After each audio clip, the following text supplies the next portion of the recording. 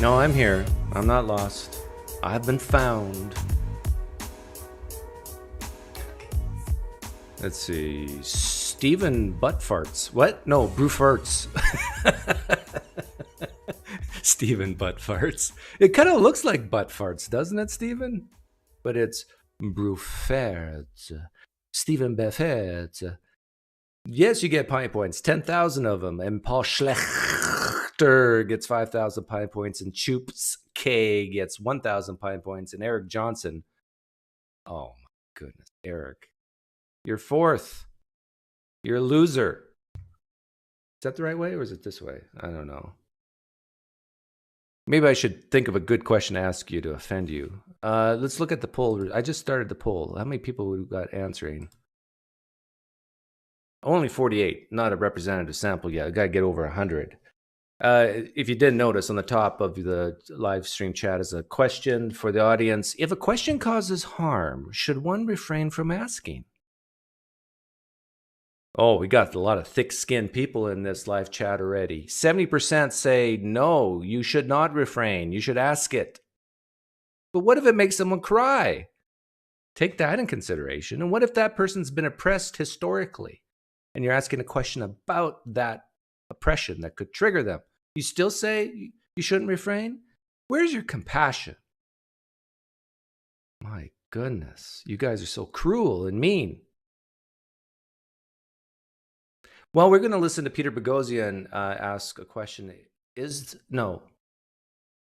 it a question or was it a statement?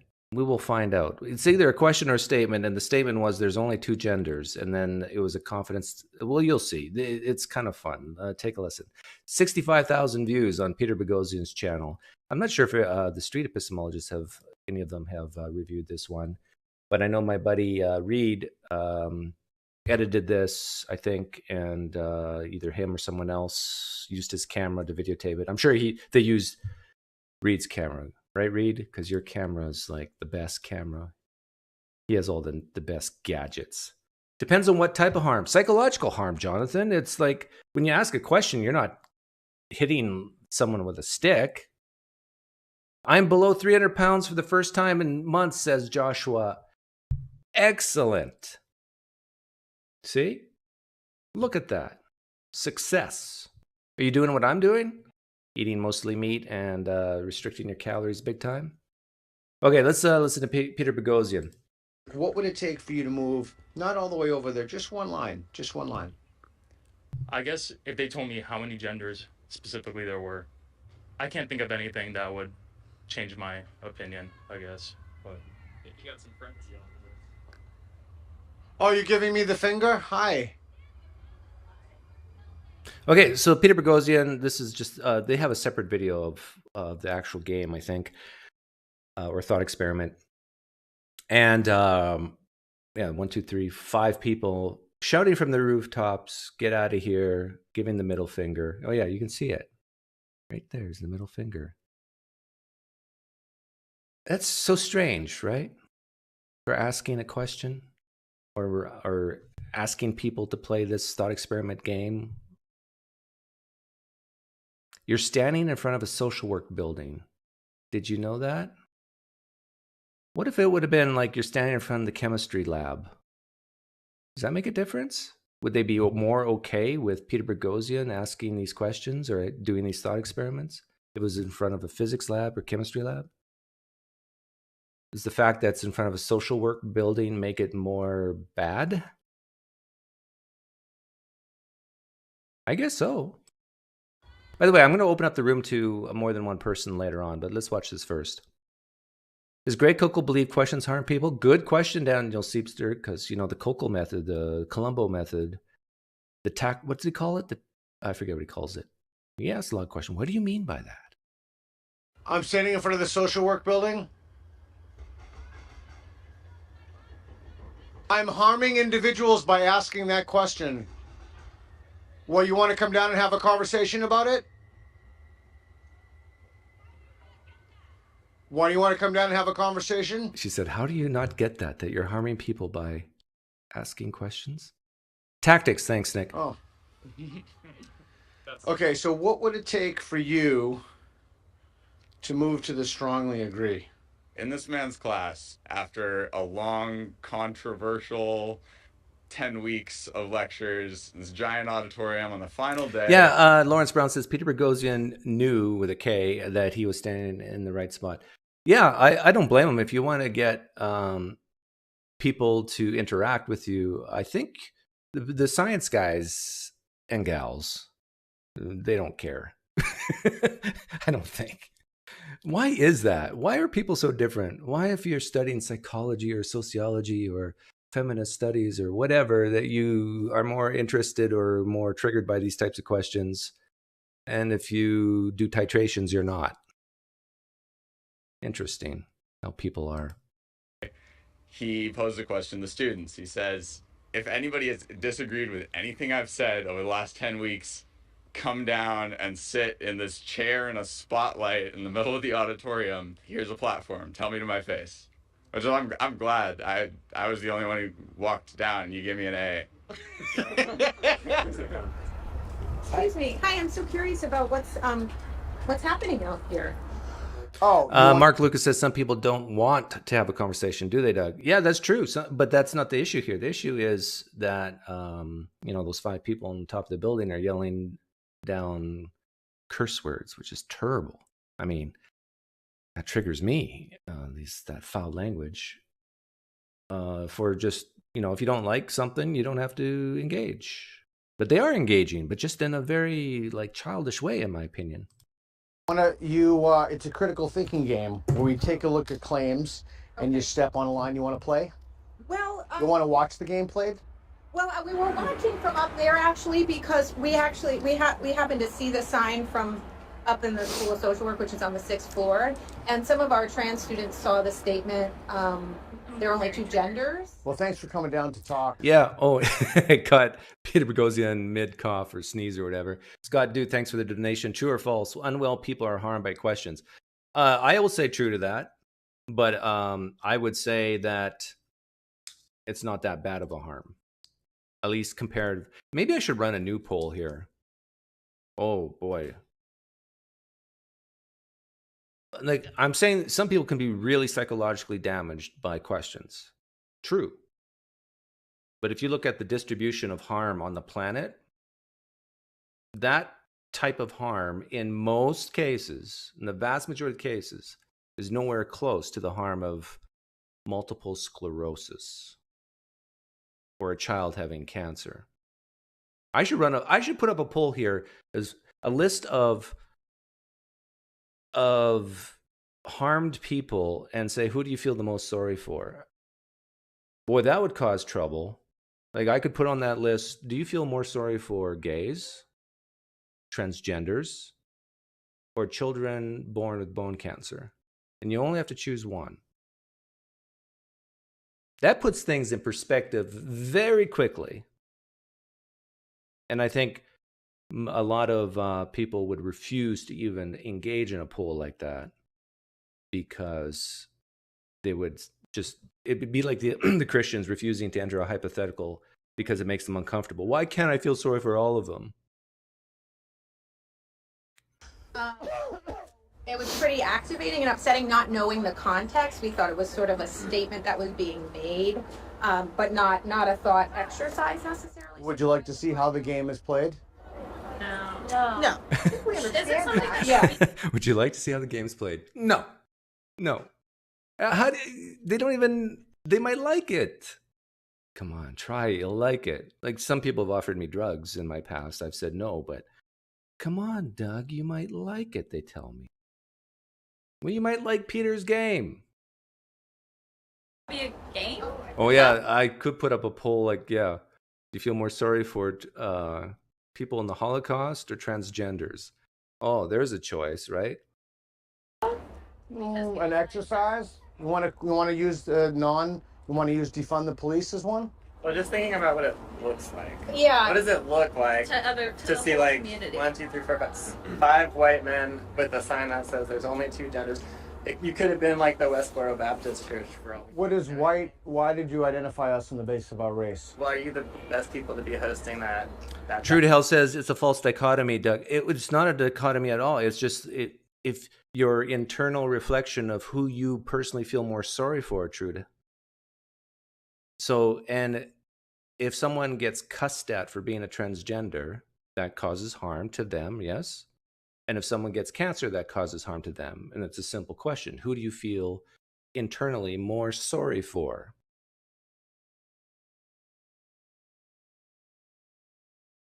Because you do, Trude. You do feel more sorry for one over another. My question is who? And it's a very uncomfortable question because it forces you to choose two very harmed people and saying, I think this person's more harmed than the other. And that's why I feel more sorry for them.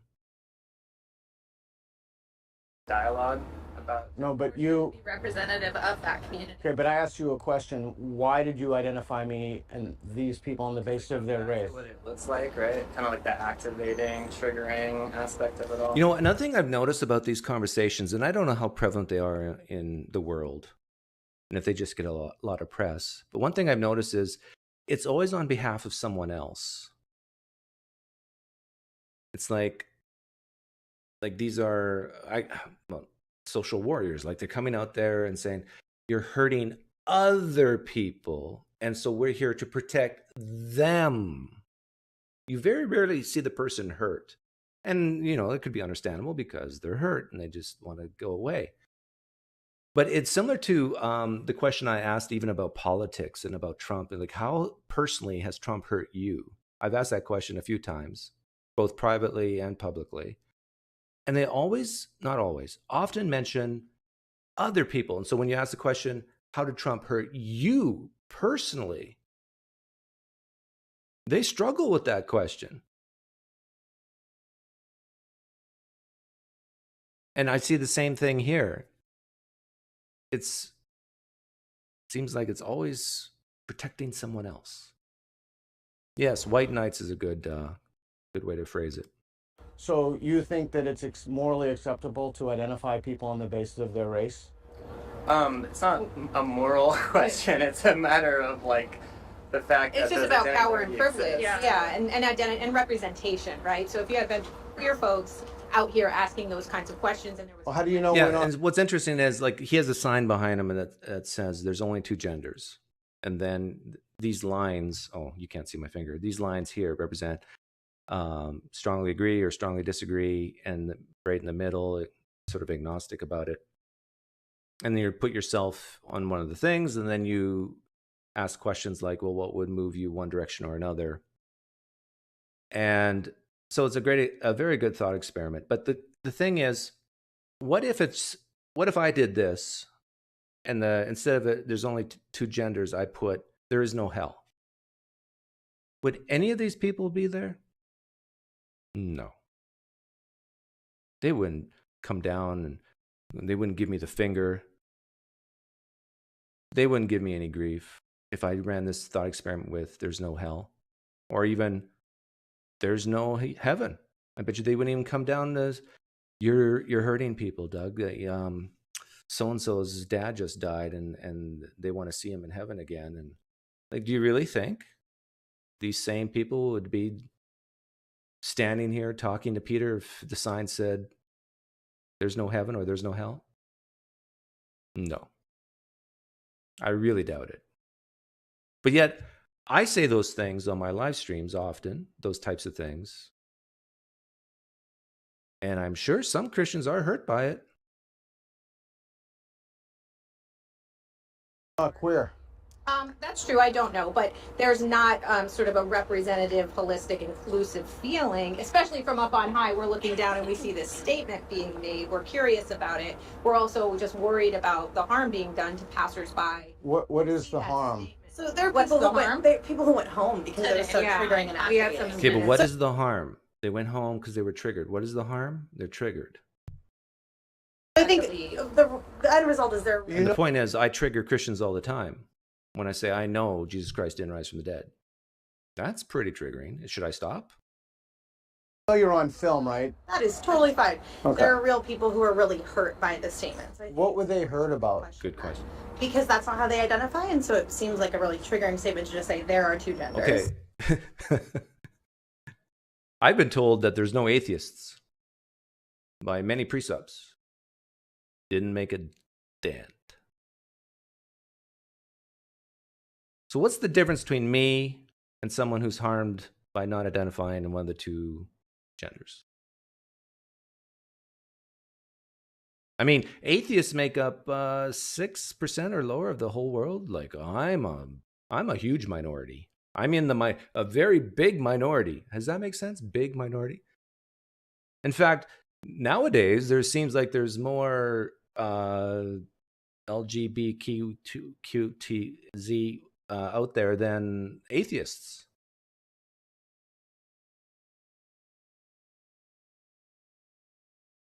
If that's not been your experience.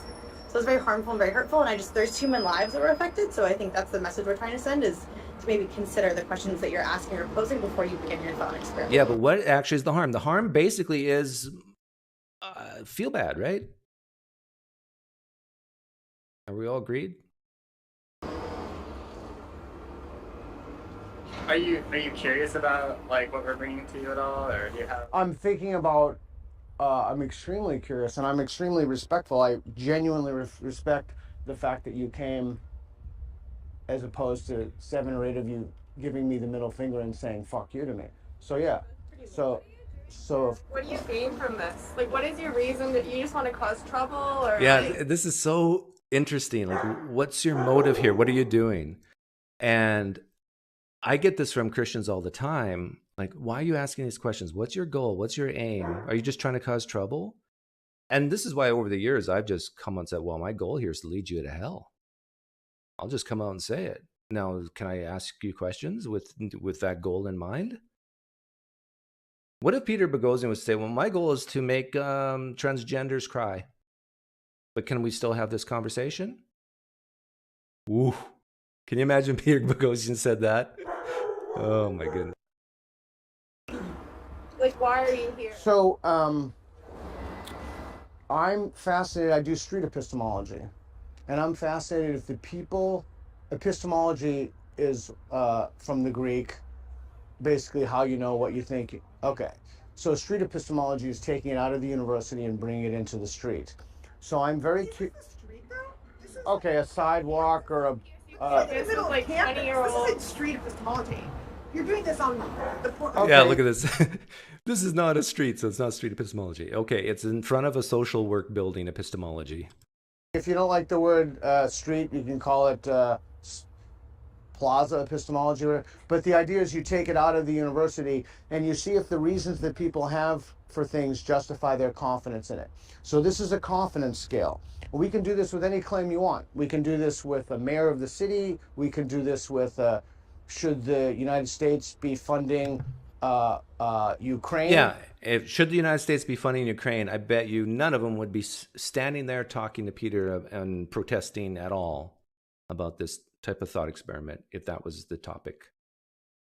So this boils down to the feel sorry forism, the new religion, which I think a lot of people who've left mainstream religion go to as a replacement. I think it's $800 billion. Should the United States, is it more important to control inflation or employment? And we put people on a spectrum. Oh yeah, if the topic was inflation, guaranteed none of the people in the social sciences would be there. Well, not guaranteed, but. They start on, let me just explain again. So you asked, so I'll tell you. So what am I going to do? I think what we're just saying is, and I think those questions are thought-provoking and important questions to ask folks in our community. I think. No, I didn't see that, Danny, but you can come in later after we finish this video and tell me about it. Actually, I'm willing to even people to come in and plug their own channels. I'm feeling very loving today. So in the spirit of my lovingness, people can come in, multiple people at one time, and they can plug their channels. They can cuss at me even, and I will fight back the tears. we were struck by was the statement on the board that it wasn't a question and that there was no context clues for folks, especially trans folks, to know that this was not your belief, but this was more of a thought experiment. Okay, would you be more comfortable if it was a question? Like if I put a question mark? Sure. Okay, I'm more than happy to put a question at the end. A question is a question and not a statement. Right? More than happy to. That's a good concession by this woman here. I say woman. Can I even say that nowadays? Looks like a woman to me. Sounds like a woman to me. But she agreed. Hey, put a question mark behind it. It makes it better. Easy fix. Some type of warning or a statement of like what you're doing on another board so people can walk by and like try and understand that. Because from afar it looks... This is a thought experiment. Yeah. This is what we're asking people. I'm more than happy to do that. And then that way it can kind of... I'm more than happy to do that. I only have one board, but I'm more than happy to put on this is a thought experiment and put a question mark. If I put a question mark, I could. I don't know. I'm worried that people wouldn't be able to see it. But I'm more than happy to, if I put a question mark at the end and then I put another one, it's not really, it is a thought experiment, but it's more of an exercise / game starts thought experiment. If I put that on the end, would all of the concern vaporize? No. See, this is a street epistemology type question. So the question is, basically what would change your mind about what I'm doing here? And the lady said, put a question mark behind it. Okay, I can do that. Now, if I were to do that, would this allay your fears and concerns? Concern vaporize? No, probably not, because we're talking about real humans with their lived see, experience. the answer is no. So that's not the real issue. The real issue is not whether or not it's a statement or a question. And their positionality, their identities, and sort of, I might have a very different personal feeling walking by because it doesn't target my identity specifically. So we're just sort of here to sort of advocate and elevate who might be harmed by a statement. Yeah, doesn't target my identity. See, this is that whole I'm protecting other people business because I'm a white knight. Oh, no, I can't say white. I'm a knight. Oh, not, can you say knight? Yeah. I'm a day. What do you mean by harmed? Harmed? Yeah. Well, people who have been historically and currently oppressed, right, by dominant systems, patriarchy, whiteness, masculinity, all of the systems that harm people who don't fit within those sort of more rigid. That's why you want to question. It's interesting how, when I was a teenager, I had this temptation to be different than other people. And it seems like nowadays, young people want to be the same as other people. I mean, they don't want to be viewed as special. But back in my day, the Leave It to Beaver days, you want to be special. Like where my parents are right now, it's a town where if I go visit, everybody looks like me. And there's a bunch of Mennonites. All blonde-haired, very light-skinned people. Not all, but walking around. It's like when I'm walking in the mall, it's like I'm looking in the mirror everywhere. I hate that. Like, show me someone with a green hair, please. Pink hair, please. I love that uniqueness and specialness. But no, we got to normalize everything so nobody's special and so everybody's the same, right? That's the sense I get. No, if you're transgender, own it. Say, I am different and don't make me be like you. Treat me as different because I am different. I'm special. And not a statement. Can I also ask, Now, I just want an answer. That's why you want a question, not a statement? I think a question is an invitation, right? More than happy to make it a question. Participate in this conversation. Yeah, Jake the Snake says masculinity is oppressive, patriarchy and all that stuff. Like if I was doing street epistemology on a street like this, I'd say, okay, what percentage of masculinity is oppressive? 100%? 50%? 80%? Is patriarchy always bad? 80% of the time bad? 50% of the time? These are questions that people don't like to answer. Can patriarchy be good and cause less harm? True or false? Lean true, lean false. Can masculinity be a good thing? Is it just what type of masculinity is bad? And my guess is you'll find points of agreement. Like they'll say, use the phrase probably toxic masculinity. Well, okay, what exactly does that mean? And odds are we'll agree. Like if you're beating up people for no reason or for bad reasons, like that's bad. We're all agreed about that. And it's More than happy to do that. you're representing, with your identity, a belief, perhaps especially when it's a statement. And so what it looks like is you're out here saying there are two genders, and then anyone who doesn't fall within those two sort of binary boxes, I'm more than happy to do that. that's where the harm comes from. More than happy to. It's the people's reluctance to be put in a box, which goes against kind of the normalization thing, right? Like the reason why so many people put their pronouns in is because they want to normalize that, which is in a way being put in a box, but just more boxes, right? Or am I wrong? To say this is a thought experiment. No, let me just finish. More than happy to do that. But it seems that if I did that, that would not be enough. But you might. Well, then I might not be the person to, again, I think asking folks who hold those identities, sort of if that is enough. So asking queer students, asking trans students, asking gay students, if you're asking about race. Why is a queer's opinion or a transgendered person's opinion more valuable than a straight person's opinion?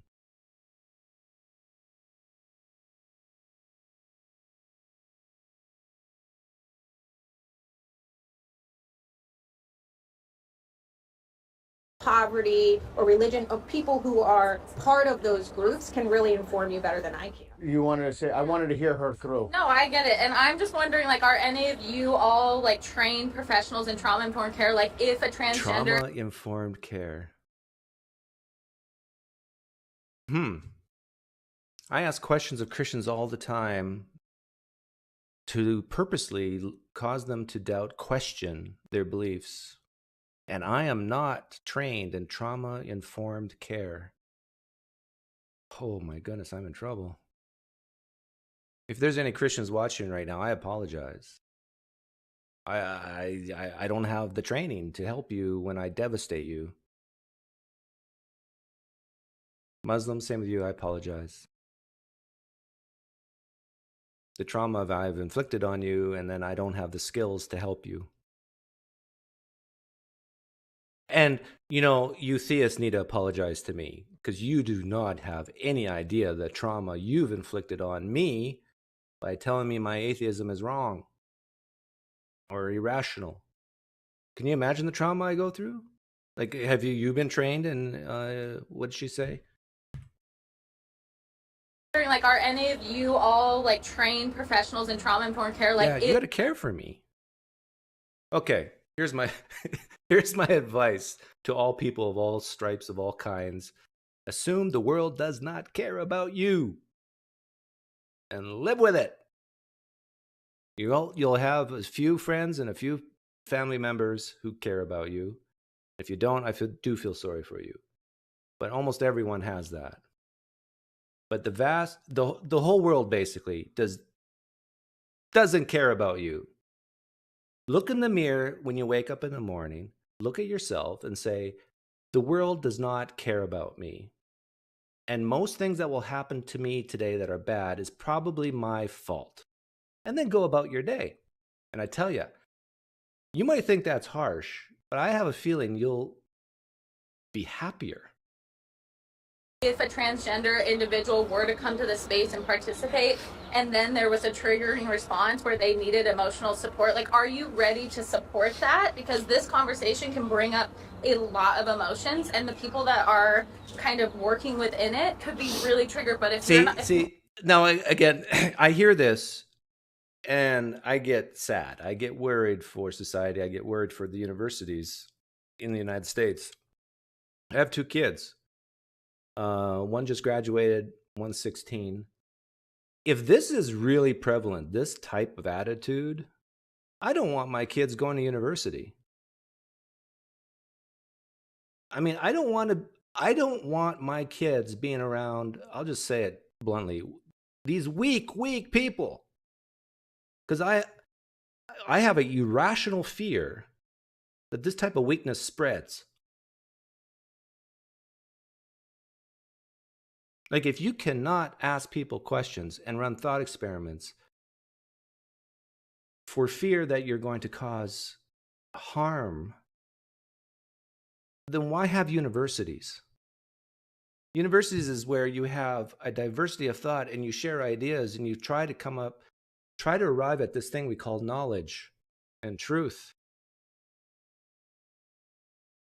But you're not allowed to say certain things because it causes psychological harm.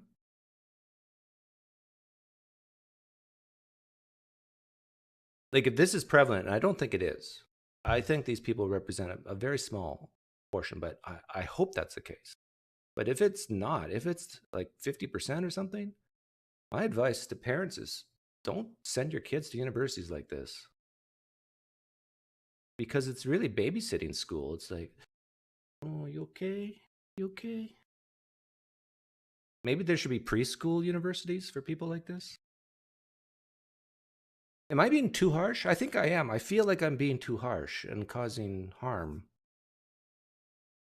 If I put a question mark over what I'm saying, does it make it better?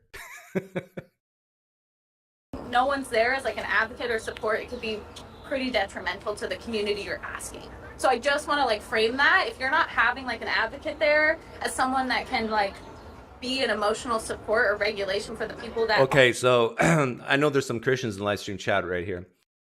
I'm going to take this, I was going to say woman, but I'm going to take this person's advice and say, if a Christian comes on and allows me to ask them questions, have an advocate for you for some emotional support.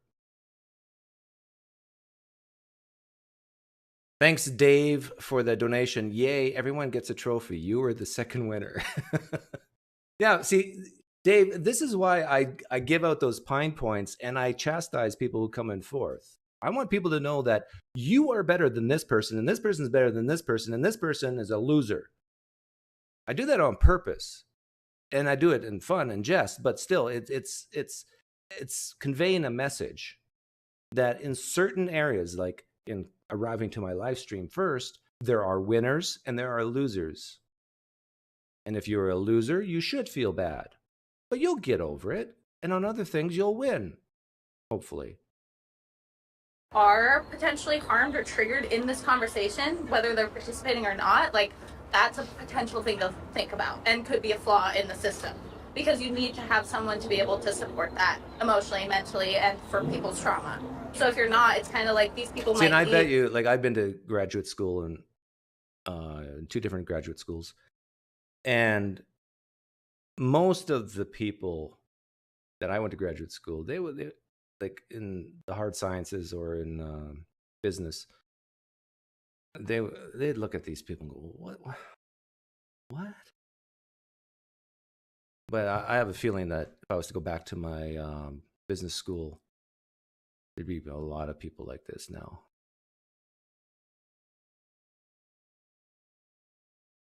Should I put up that poll of who you feel more sorry for and put a list of disenfranchised people and force people to choose? Even feel like without any support or any understanding of what they just went through. So yeah, just to think that. And we know people who are in the gender minority experience higher rates of suicidal ideation, higher rates of anxiety and depression. And okay, like yeah, see, this bothers me too. This just experience higher rates of suicidal ideation. To me, this is like terrorism. I'm being really harsh now. You can't do X because if you do X, it will cause more suicide. This is almost like saying, don't ask your question or I'll shoot. That's a dangerous, dangerous thing.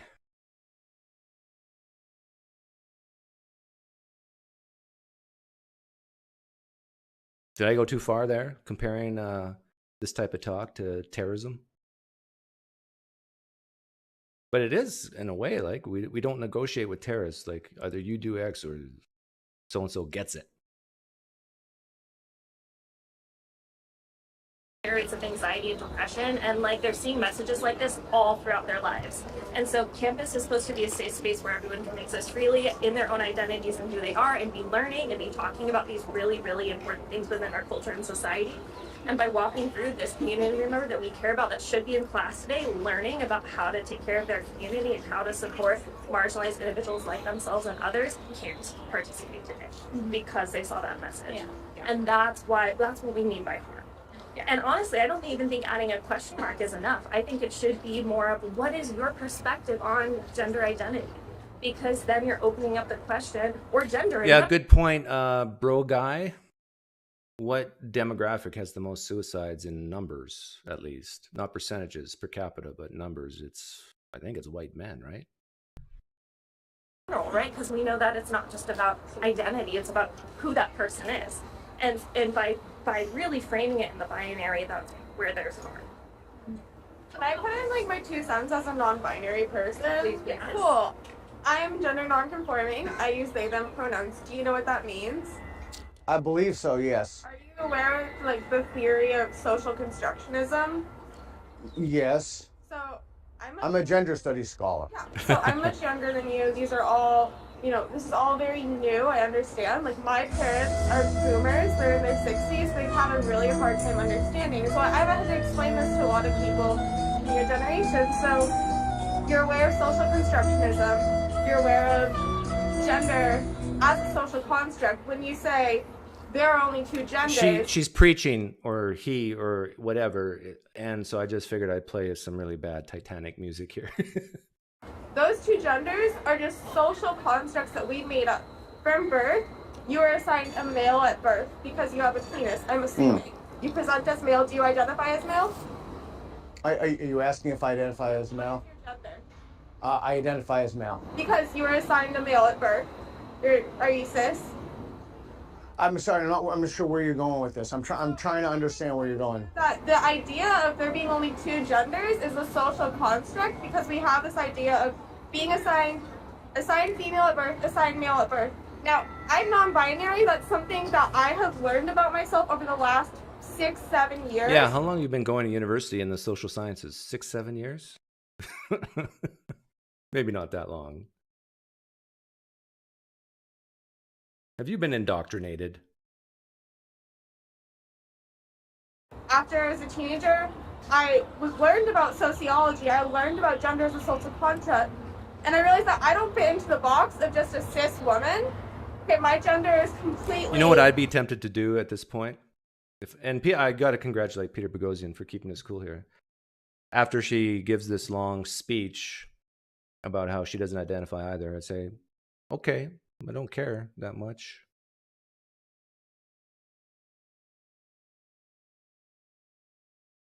Like, just accept that most people don't care.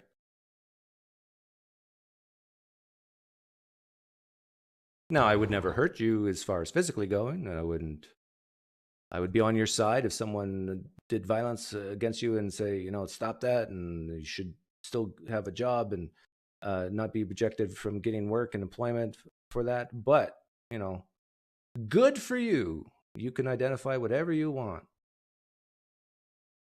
But in the big scope of things, doesn't matter. Whatever I feel like in the moment.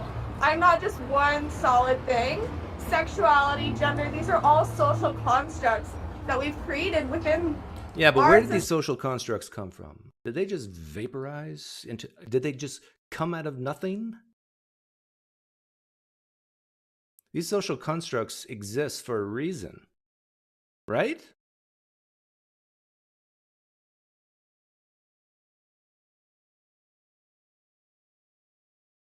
Society, our binary society, where it's decided there's only male or female, so many people don't fit into that.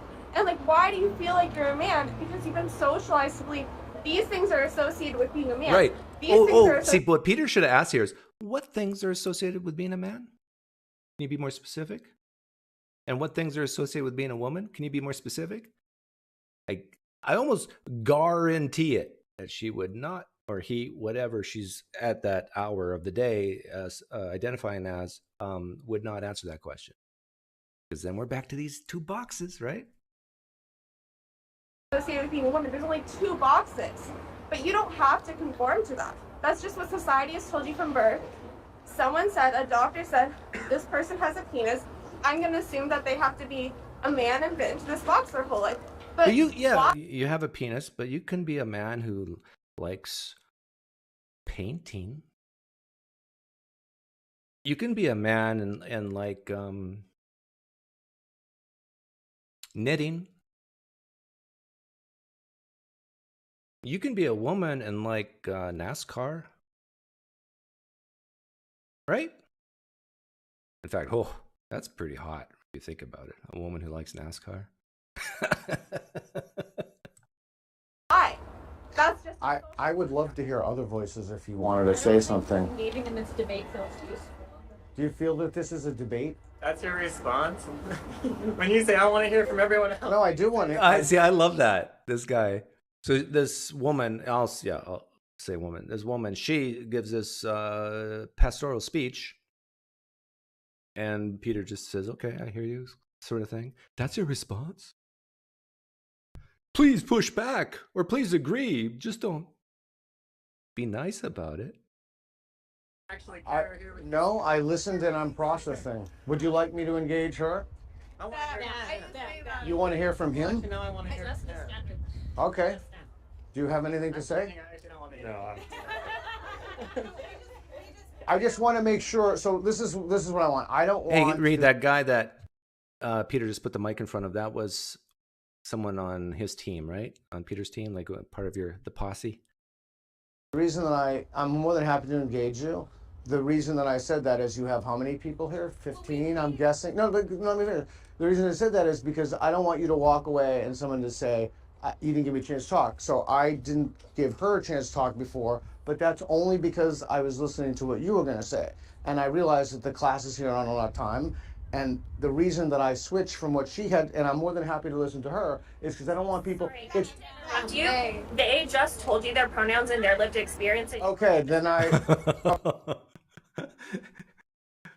See, this is ridiculous.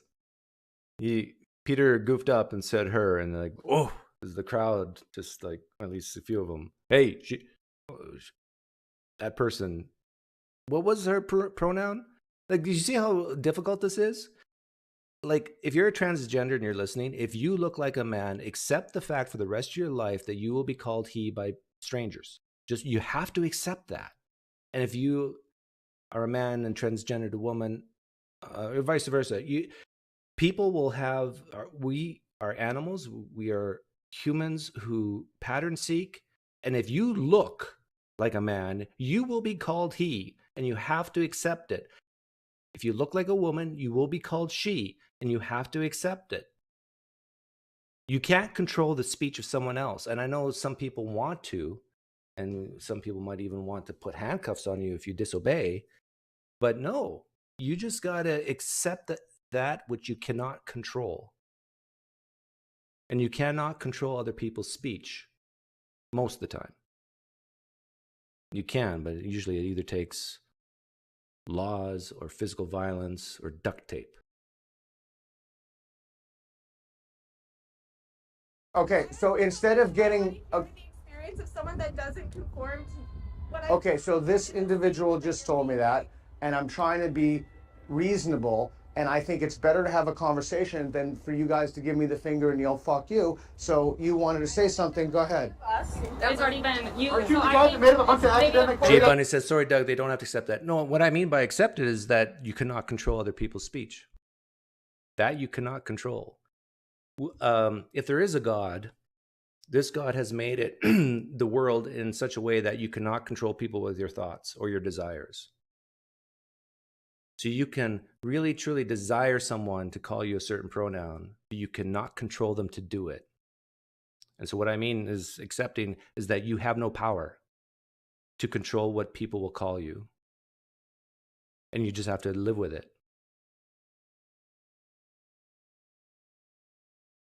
to address that she did, like, just address you just called this person a Okay.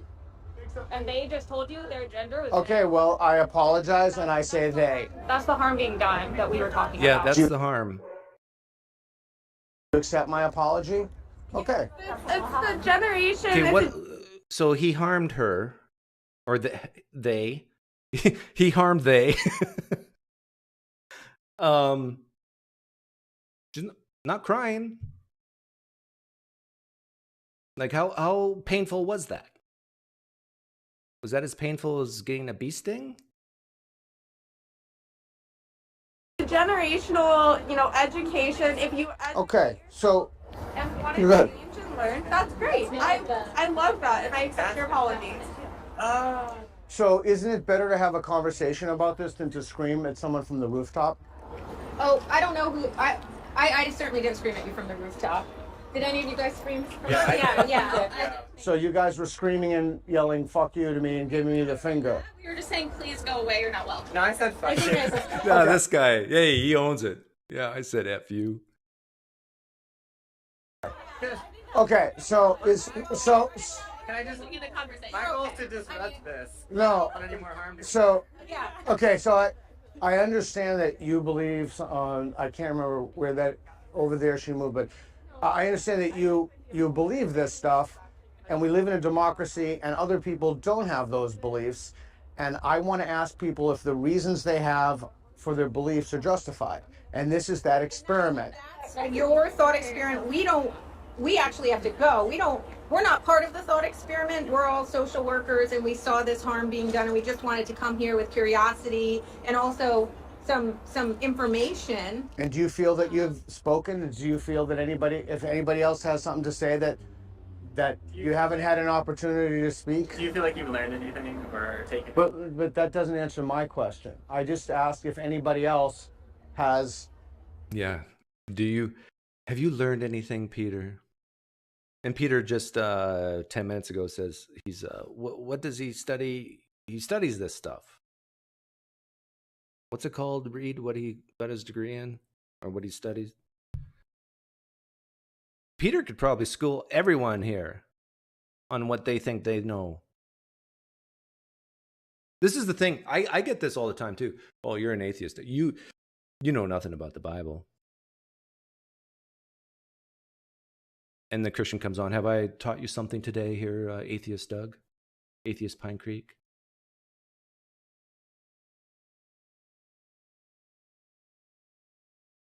Let me help you. Let me educate you. See, this is the difference. It's not a matter of facts. It's, for them, it's like they want to be loved. They want to be heard. They want to be valued.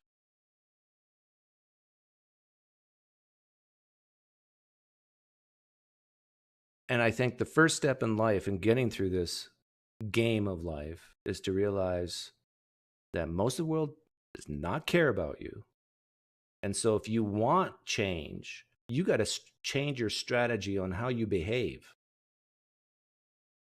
Like on my channel, I use humor often. But do you think you're going to change society if you're a transgender person listening right now, when you force people to, and you immediately like have this uproar, oh, use this pronoun? No, that's just going to turn people off.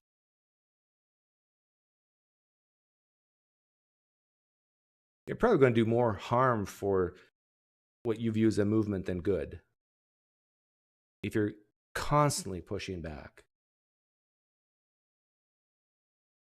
Would like to speak. If you'd like to speak, I'm standing here. Okay. But I think to Joel's point, we hope that this was informative and helpful, and sorry if saying fuck you hurt your feelings. And for some reason, I don't think that hurt Peter's feelings. No, it didn't hurt my feelings. But I'm glad, because our student who was hurt, we're worried about them, and potentially many, many others. And so that's why we came down to talk to you, just because we have a personal connection. Well, I'm glad. Isn't it better to have a conversation with someone? See, if I seriously hurt one Christian's feelings with my channel, do I stop my channel? Of course not. There are many Christians who I don't hurt their feelings when I ask certain questions. and a very small percentage that do get hurt. But that doesn't mean you stop the conversation. So I know this sounds rude, but who cares about that one person who's got their feelings hurt? This is why I often say, just go to your room and cry for 2 hours. Now, again, I'm on your side if we're talking about someone coming to your house with a gun and wanting to kill you. Like, I would be on your side saying, no, stop. Physical violence is horrible. Don't do it. But as far as just feeling bad, like you feel bad eating the wrong foods. You feel bad when you see a bad movie. You will get over it. And if you can't get over it, I mean, then I don't know. Like, do you quarantine yourself from the world? Because the world is a harsh place.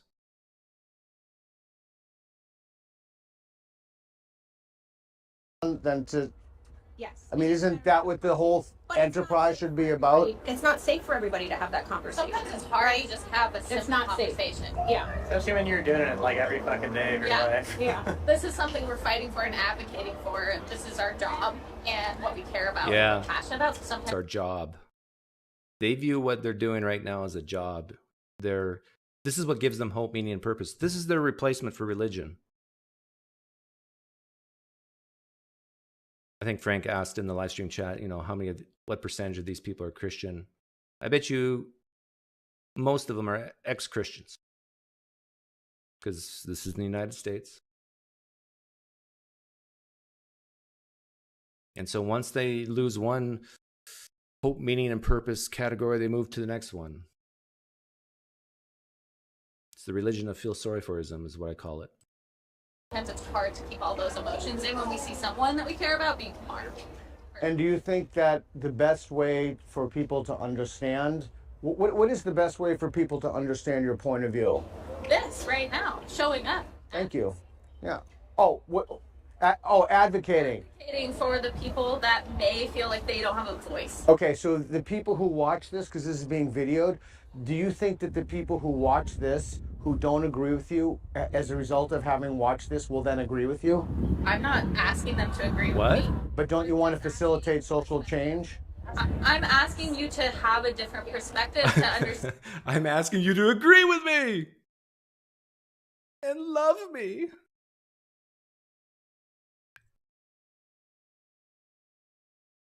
Where we're coming from, because we came down here to try to understand where you're coming from. Did you? I don't think that anyone. Did you really though? To decide if this is. Okay, but you have to please be honest with me. Is that really why you came down, to understand? Yes. Yeah. We were Okay, and what is your understanding of why I'm doing this? You guys care about how you're. It's not impact. What I'm sorry, I haven't heard from you. What is it? It's not. I just want to tell you, we don't care about your thought experiment. We care about. There's a contradiction in 30 seconds. Yeah, we care about having a conversation about what you're doing. No, to be honest, she said we, right? We don't care. We just want you to agree with our perspective. the impact that it's having on. Okay, so you didn't come down to understand why I'm doing this then. We came down here to tell you like what you're doing is harming others. Right, so you didn't come down to understand. That's why I asked you to please be honest. I truly do want to understand why this even exists. Because we didn't want to know how your game works doesn't mean we weren't coming down here to say. So what is it that you understand for why I'm doing this? If you said you came down to understand why am I doing this? No, but this is... I won't speak for all of them, but that one particular woman who says, we don't really care about your game here. It just shows she's just all emotional based. We just don't want you to hurt people's feelings and trigger people. We don't care about your intellectual exercise here, your thought experiments. We just care about that one person who left and went home and cried. You've made a claim. You've made a claim. Right. This is what? Maybe you'll watch the video and have some. What do Hang you on, did think? that one woman just leave? Doing this. If you said Yeah, you came down watch to understand her. why am I doing this? No. But this is, you've made a claim. You've made a claim. Right. Yeah, look This at is- that. Look at that. Oh, like if I was to have a stereotype of people like these people, it would be that. Just walk away. Because when Peter pressed her, like, do you really care to understand my perspective? And force her to answer that question. Look what she does. Walk away. What? Maybe you'll watch the video and have some. What do you think the result of people watching this video will going to be? What's your intent? What is the impact it's having? That's all we're What asking. harm is being done?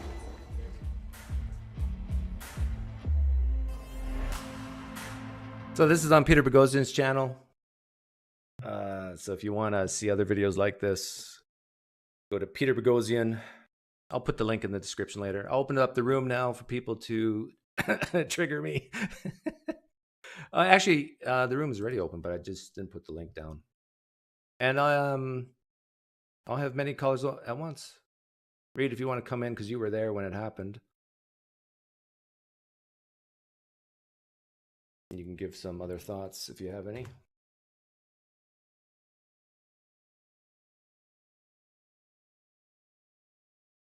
What happened here? Blackouts in effect.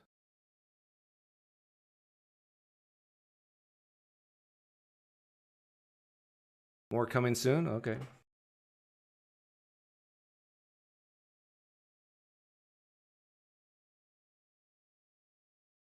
What the heck? I'm going to do it. I'm going to cause trouble. No, I won't do it because then I'll cover up the whereby link.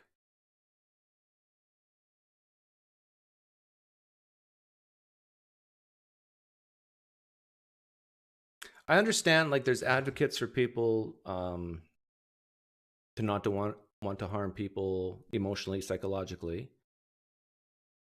And I'm all for those advocates. But I'm also for the advocates who say, toughen up.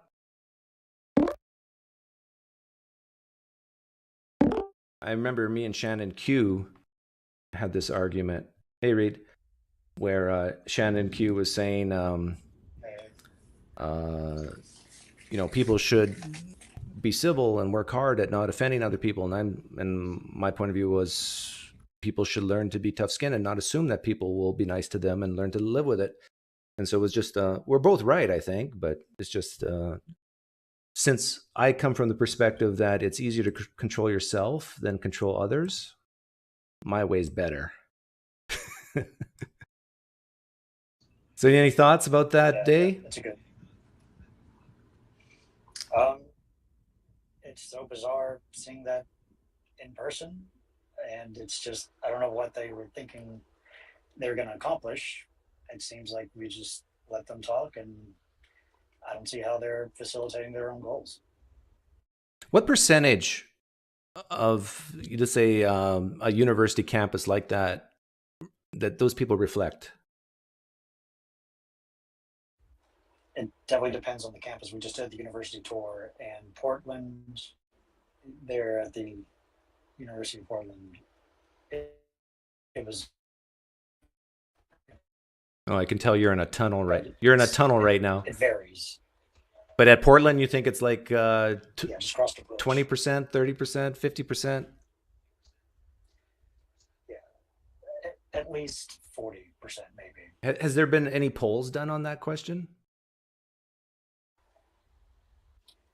I think FIRE.org, Foundation for Individual Rights in Education, they have data on that. It's just much more than I would prefer at this point.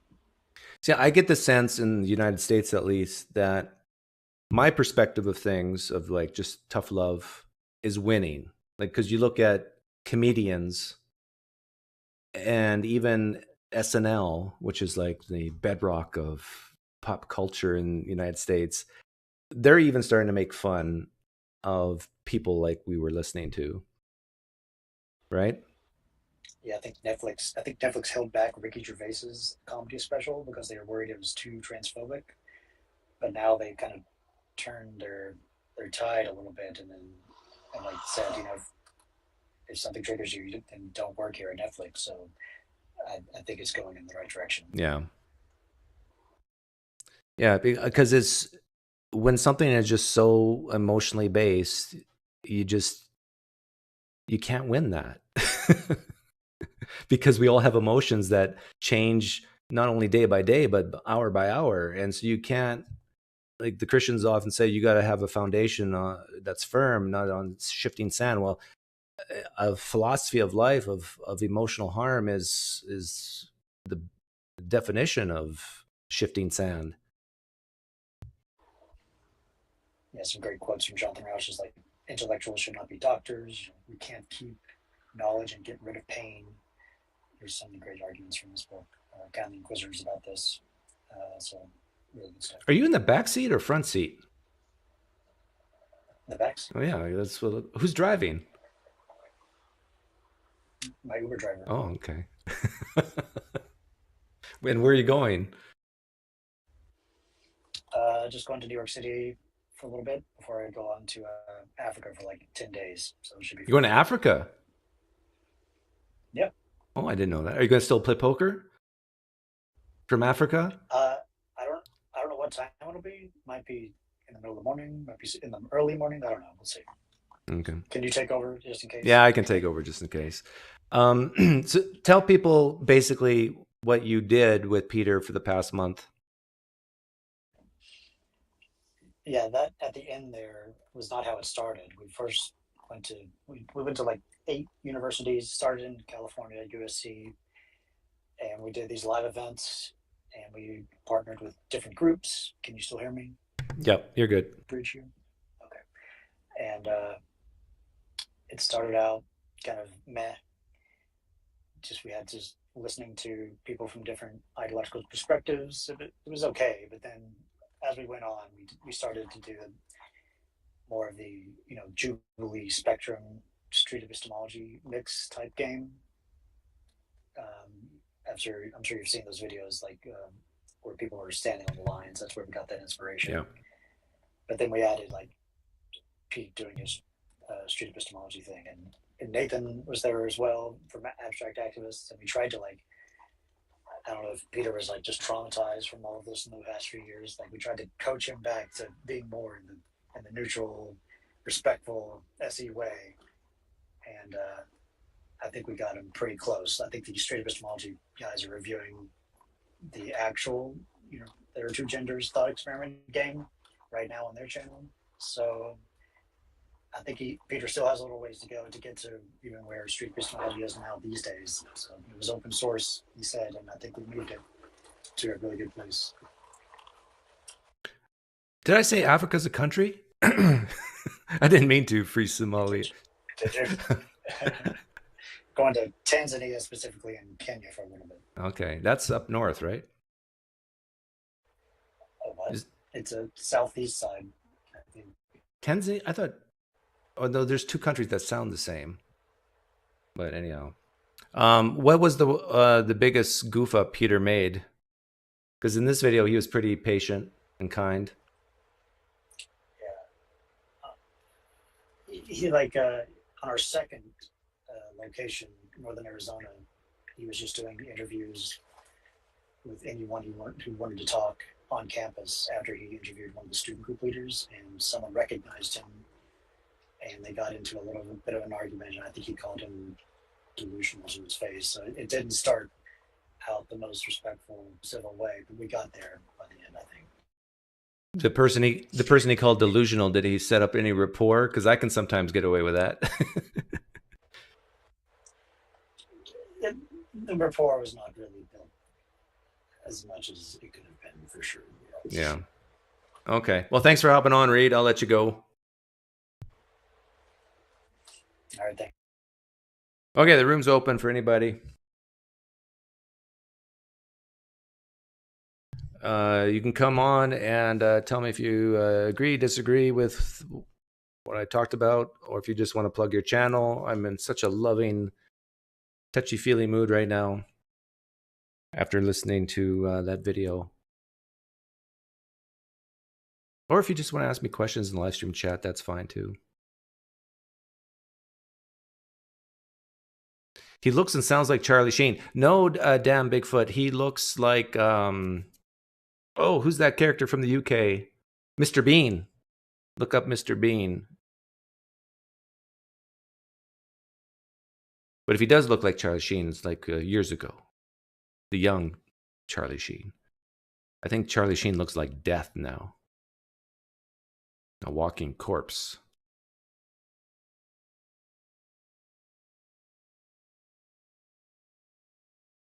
Get Dave here to plug his channel. Which Dave? And thanks for the donation, Nick. I appreciate it. I bless the Reid down in Africa. Oh, I know what you did there. I bless the Reid down in Africa. Right? That's where you're going with that. Rowan Atkinson. Yeah, that's his name. In fact, I got proof that Reid looks like Rowan Atkinson. I think I do.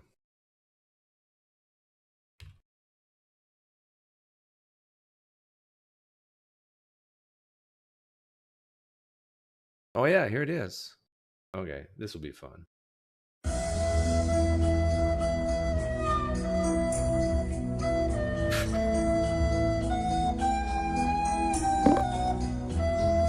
Make it stop. Make it stop. Thank you. Okay, I hear that caller, but I got to play this. This is Reid, and this is Rowan Atkinson.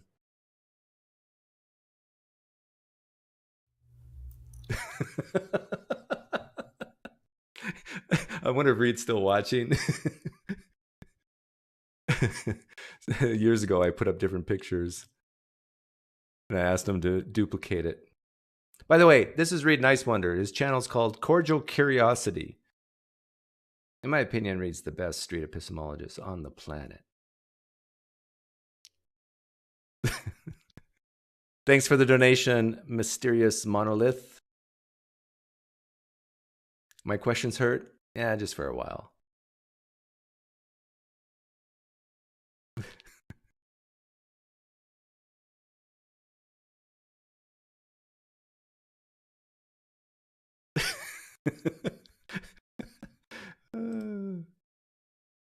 Okay, who's calling?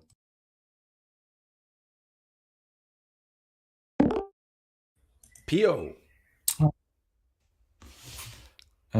Yeah. How you doing? I'm fine. Wait, I have to mute something else. Smart Okay. man, smart man.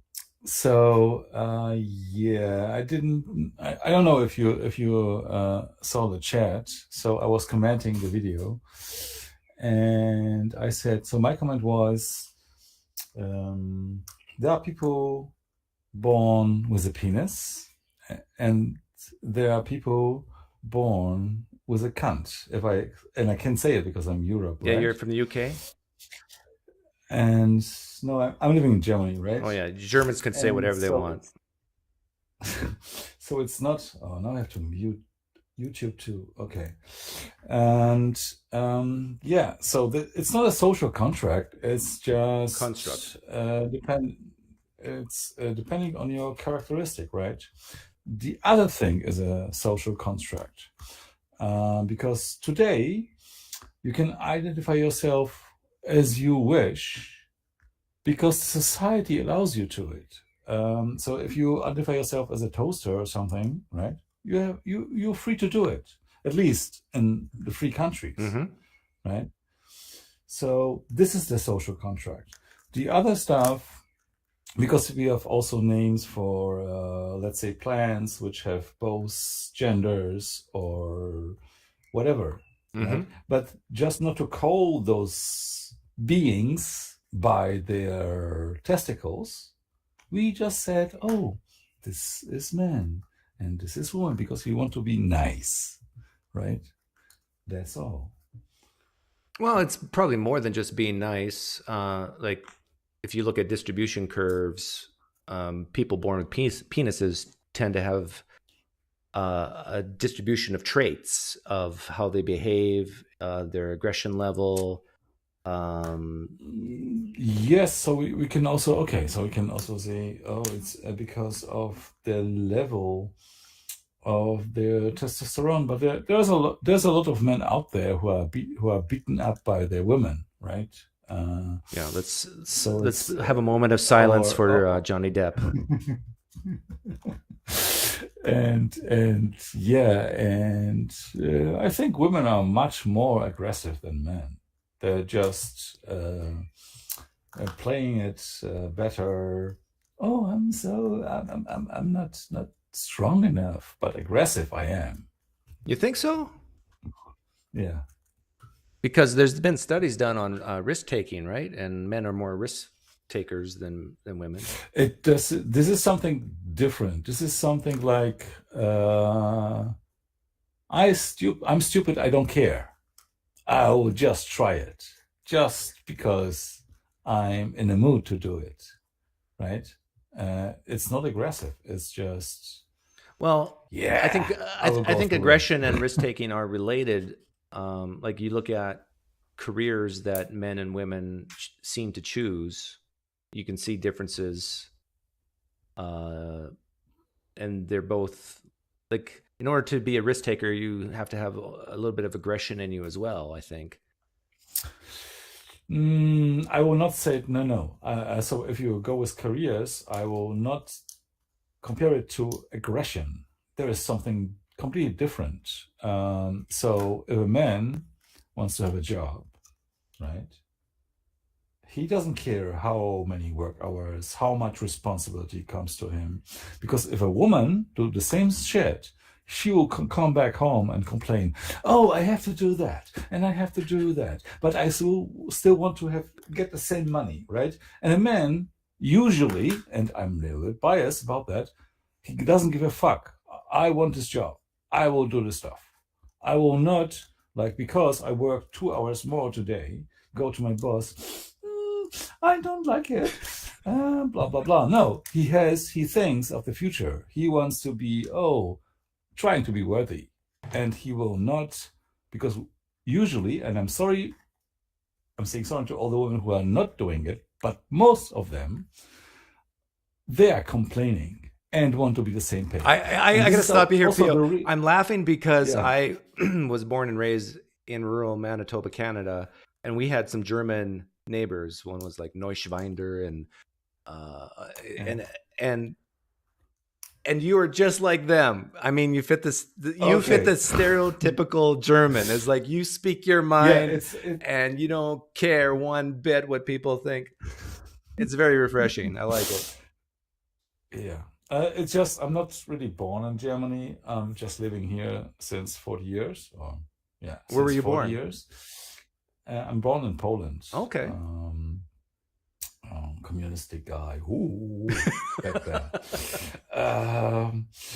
So you must disagree with me on all my politics then. No, I not. Oh, no? Because I escaped from there. Right? Oh, okay. So You saw the light. So yeah. And yeah. So I said my line. The last question, and I asked you 3 times until now, because I was 3 times on your show. And every time I ask you about the poker thing. And one thing I messed up was the email. The second thing, you gave me the email, and then I thought, I have to work, because the time you are starting it, it's impossible to me to meet at that time the game. Yes, but this week I have holidays, so I'm hoping that today I kind of heard it, because you talked about poker. Okay, you still have my email, right? Yeah. Okay, email me after we get off here, like right away, and I'll make sure you're on the list for tomorrow. Okay, that'll be fine, because I have holidays, so it will be possible for me to join. Okay. No matter which time. Okay, sounds good. Okay, thank you very much. Take care. Auf Wiedersehen. Next time, auf Wiedersehen.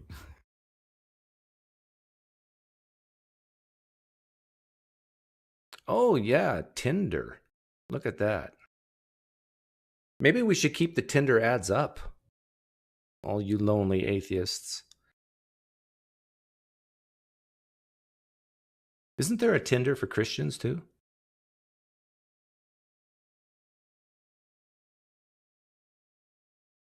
Room's open. Why is everybody scared to come in on this topic? PineCreek won't mod me because I'm agnostic. Actually, You have been here a long, long time, Brian. Like from when I started, right?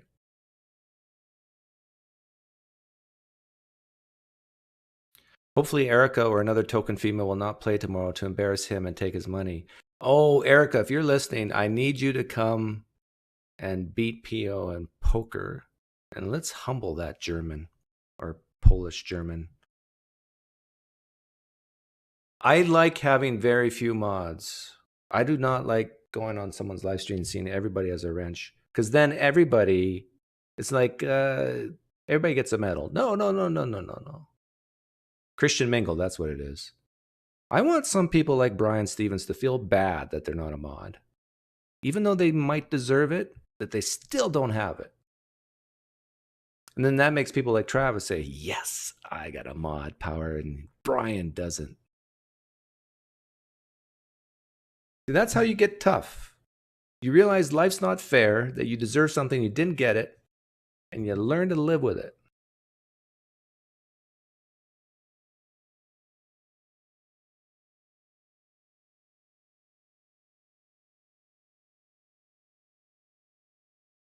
You should review the small portion with this Oxford Christian. Okay. Your wish is my command, Danny. How long is it? How many minutes do I play? Why is that? It's kind of funny though. No, where is it coming from? That is so bad. How many minutes do I play?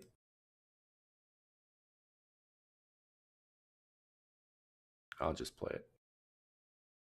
There's no credentials anywhere that has any evidence of that. I'm fine with granting that. But that alone should raise more than 1% of margin of error with your worldview. Because I don't think so. If you don't even have a identity for where the life that you are, I know you believe that you're alive. I know you believe that there's a consciousness within you that derived from something other than stardust, from a secular materialistic worldview. Well, I'm not a materialist, but I see, start at the 35-minute mark. All okay. atheists are strictly materialists. There's That's nothing just else. not true. I can list you. Okay. Okay. Oh boy, tell me, but that was interesting. What we were just listening to was interesting. Okay, 35-minute mark. I don't understand how you can coherently argue that there are genuine evils in the world without acknowledging that there has to be some ultimate transcendent source of good. Yeah, the logical problem of evil is an internal critique. I could be a moral nihilist or not, but I could be some kind of extreme nihilist about morals and still run the problem of evil, because on Christianity there's such thing as evil. Yeah, internal critique. Yeah, I mean, if you want to hang on to the logical problem of evil, good luck. I mean, I'm just looking at the evidential one. It's pretty easy to run. Well, again, I mean, nobody else thinks that. I mean, nobody else thinks that. Really? Nobody? Not even one person? Okay, so do you think that's not reason given to me? I already granted that. No, listen, man. Listen, man. I've dealt with people like you for 15 years, okay? I'm not trying to be rude here, but you're really slick, and that's good for graduate school. But, I mean, come on. You know what I mean. When I'm saying to you, listen. Don't talk over me. I'm talking to you right now as a colleague, okay? Colleague? I'm talking to you right now as a colleague. No, you're being disrespectful. Listen, interrupt again. I'm trying to reach you. Okay, Danny, I already know your mistake here. Your mistake is you think you're his equal. He is far above you. You got to kneel at his feet and bow down to Stephen DeLay. He is your teacher. You are his student. He needs to barf out his knowledge to you, and you need to shut up and take it. A bit more respectful. I've been respectful. No. I'm trying to reach you. I'm trying to reach you. No, Danny, see, you made a mistake. You just be quiet and say, if anything, you just say thank you. I appreciate it. a sound argument. I can give it if you want. Or you can just talk about the meta, why no one accepts it. I'm not interested. Why in do you keep talking over me? Why do you keep talking? Because you're talking down to me. Right? Yeah, see, yeah, and he admits it. I am talking down to you. Yeah. It takes years and years of practice, but you gotta be okay with people talking down to you, and just if you're stable within who you are, it won't make a dent.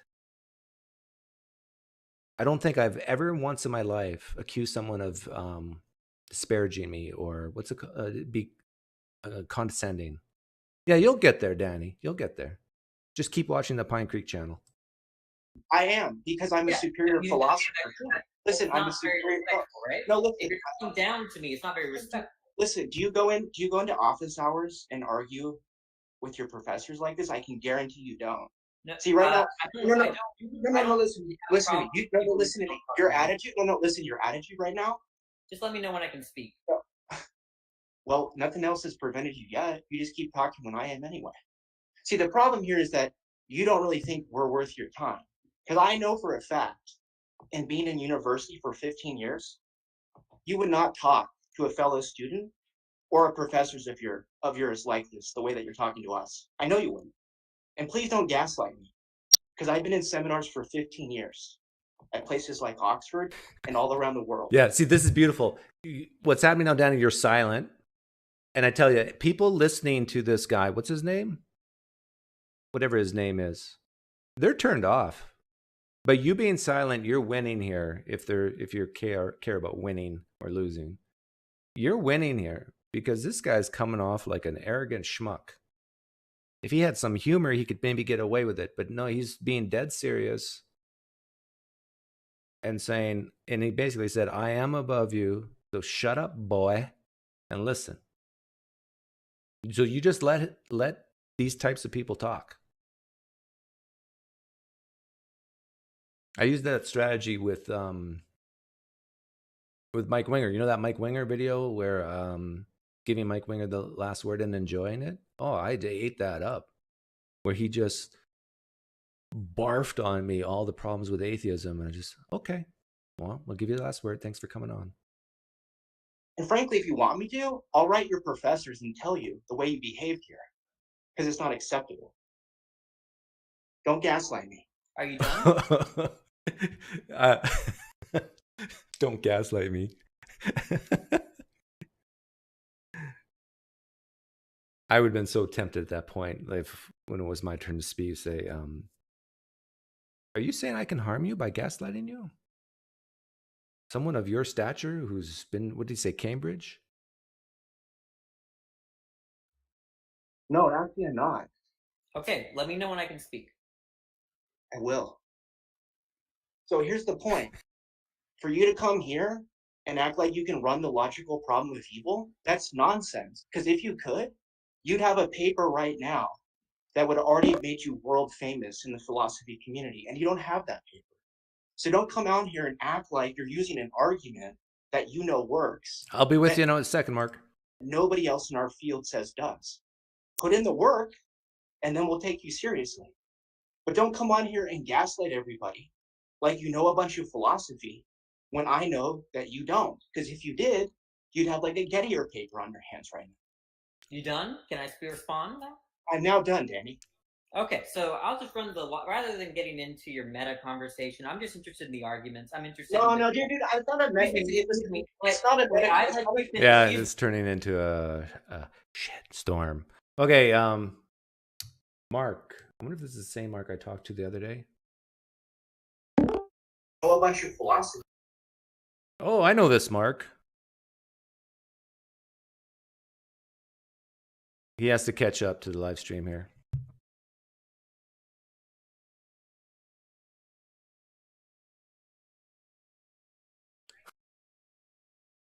Argument from authority are horrible. Hey, Mark, you're on. You got to close your tab first, though.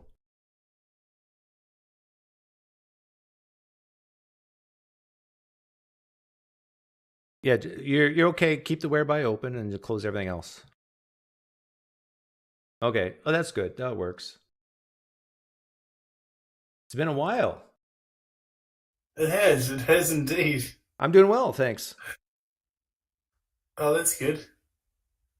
Yeah, interesting. Well, I'm in a pretty interesting spot right now. I'm kind of basically kind of an atheist at this point. You are? What were you before to tell everybody else? A pretty hardcore fundamental Christian. Well, no, last time I talked to you, I think you were out of that already, but still a Christian. Oh, yeah, there's definitely been transitions. Like, Rob Bell was definitely a stepping stone. And I think a lot of people say that too. He does it for a lot of people. He kind of takes you out of the fundamental side of things. Yeah. But, yeah, that's kind of where I'm at for now. I just kind of got to this point where I was like, whether I say I believe in God or I don't, like, my life doesn't change. You know? It's like, what am I just holding a label here? Like, what's going on? So, yeah, it may change down the track. I have no idea, but that's kind of where I'm at right now. Okay. How long has this been since you've been calling yourself an atheist? Oh, well, first of all, I hate the term atheist. I don't think I'm even going to label myself an atheist. But by all intents and purposes, that's kind of where I'm at. But, this is like brand new, like 2 days ago. 2 days ago? Wow. Yeah. So you just had a realization, an epiphany 2 days ago, or what happened? Yeah, I was just kind of chatting to a friend of mine. He used to be involved with like street evangelism back in the day when I was as well, and he's kind of just moved on. He's like sort of interesting because he doesn't believe or anything, but he sort of doesn't want to be associated with the atheist community either. He's like, I just want to be me. I just want to live my life, you know. And I guess I can kind of resonate with that. But he sort of challenged me about just being stuck and not sort of moving forward and things like that. And I was just like, you know, when someone says something to you and you're just like, oh, damn it, they're right. Yeah. It's just like, yeah. And I'm like, what am I fighting for here? Like, what is this? And so. But how are you doing, like, emotionally and physically and with friends and family? Everything's okay? Oh, I mean, like I said, it's early days. I mean, I've sort of dropped the idea to some people here and there, and just to see what feedback I get. But it's a personal thing. It's not something I feel the need to sort of declare from the mountaintops. Well, you're on the PineCreek channel right now, declaring it from the mountaintops. So you can't get any higher than the PineCreek channel. Oh, I'm just happy to be talking to you, Dave. I've always liked you, man. I know I tease you. Sometimes I troll you in the comments, but yeah. I still remember the very early conversations, and I think that it does, like, what you do does fascinate me, and I think that, I mean, I don't know, like we talked about sort of where it comes from, and I think there's a need for it in some ways when I think about it. Like, you know, you sort of hold Christianity to the fire, and that's necessary because no one else is doing it. You know, I mean, there's other people doing it, obviously, but yeah. Well, I still tell some people you know, to stay a Christian too. Like, I'm not proselytizing everyone to atheism or anything like that. I do think it's the most easily defensible and the one with the lowest amount of cognitive dissonance, but some people need it. Yeah. Yeah, I find it, I don't know, I know people sort of use terms like cult, you know, sort of quite loosely, but I think that the type of Christianity that I grew up with in some ways was very cult-like. Yep. It was very much prescribed, here's what you need to think. You know, it's a difference of like teaching people how to think versus what to think. Yep, exactly. And it's like, I wasn't really handed many critical thinking skills, you know. And Yeah, for people yeah. who don't know you, Mark used to be a street preacher. Like you were the guy who would tell people they're going to hell, basically, right? Oh yeah, I did it for about 5 years. I was had an entanglement with Ray Comfort's ministry, and got to meet him on a live stream. That was a special event. Um, so yeah, no, it's part of my journey, but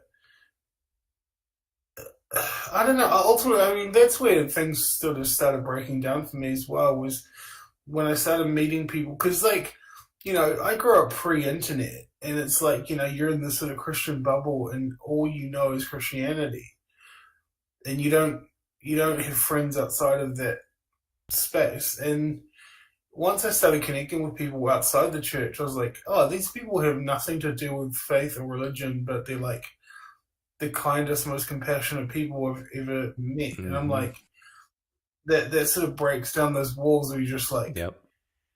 I'm supposed to believe that you're going to hell, but you're like more compassionate than I am. Like, this doesn't work. Yeah. I think I was raised thinking that if you're not a Christian, your life's going to be messed up. And I remember, I don't know, my early 20s, mid 20s, meeting some people who just really looked and appeared stable. They try to make right choices and decisions, and they, family important, and all the great stuff that most of society would view as great. And they were atheists. It was like, and it just blew my mind that they did not need God, and they were doing just fine. Yeah, it gets the old noggin jogging, eh? Yeah. So what is going on, But I think it's important, and it's especially now, like there's been a few sort of scandals come out of the church with like Hillsong Church and different things, and I think it's important. Like I said, I do think it's important to hold people's feet to the fire, and churches need to be held accountable. I mean, there's some low hanging fruit. I think some of the stuff you go after is kind of pretty easy to go after sometimes, but yeah. But in the United States, that represents like 20-30% of people. Yeah, I mean, it's crazy. Yeah, I always think of that because I'm in New Zealand, and I don't always understand the context, but it's 81% of evangelicals voted for Trump, and it's like, I think it's more than that. Even that, I kind of got sucked into that void as well, and it wasn't until the end of his term where I had this like realization of like, well, I was never a huge fan of Trump. I kind of watched the whole thing like a movie, to be honest. But I was just like, well, how in the world are people in the name of Jesus like endorsing this guy? Like, it doesn't make sense at all. It's just crazy. Yeah, exactly. But anyhow, I got a guy named Danny who wants to come on. I just played his video. It was really good to see you again, Mark. I wish you all the best.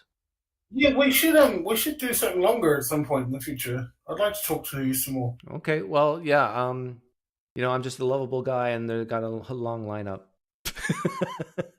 Yeah, no, I wish we had, but yeah, like hit me up on Twitter. What would you want to talk about for a long time? Oh, just shoot the breeze. I don't know. Do you play poker? No, I play poker. Oh, okay. Because I would invite you to my poker night. I'll how to play, but anyhow, thanks for touching base, Mark. And I wish you all the best with. I don't want to call you an atheist, but you're one. Oh, gee, you're allowed. You're allowed. Take care. Oh, sorry, Danny. Oh, baseball cap. Hey, you got to turn that baseball cap around and look like an apologist. There you go. Oh, I can't hear you though. But I kind of like this. Okay, you fix it. And sorry, Mark, for cutting you off. I thought we were done. No, still can't hear you. Try refreshing. There you go.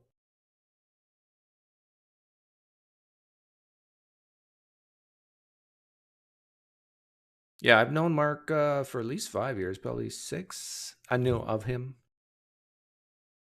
And yeah, Mark used to really come down on me hard. Not as much as Anthony Magdabosco. I remember that.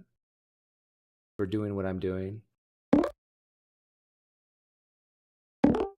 There you go. Is this any Yeah, better? yeah. You got Yeah. it? Okay, yeah, because I was not called an all-star. He said I'm not an all-star philosopher, but clearly I am now. Anyways, no, I'm just kidding. There are a lot of strategies. You're saying that I should just like listen more than in those situations, more than like talk over. And agree as much as possible. Yeah, maybe that would have been the right thing to do. But I think the video is unfortunately very long. But I talked to the other guy. His name is Holt, the black guy, and he does the same thing. Earlier in your stream, you talked about how he asked me, why do you talk to Christians? Like, what they think is that, like, because I want to talk to people that believe in God when I don't believe in God, that God is like drawing me to them or something like that. Is that kind of where they're coming from? Yeah. They're thinking the Holy Spirit has a little flicker inside you. But what I would say if they're asked, why are you talking to me? If I were you, I'd just say, because I'm trying to lead you to hell. I didn't want to get kicked out so soon. I lasted an hour and 30 minutes in a Christian room. Okay, that's impressive.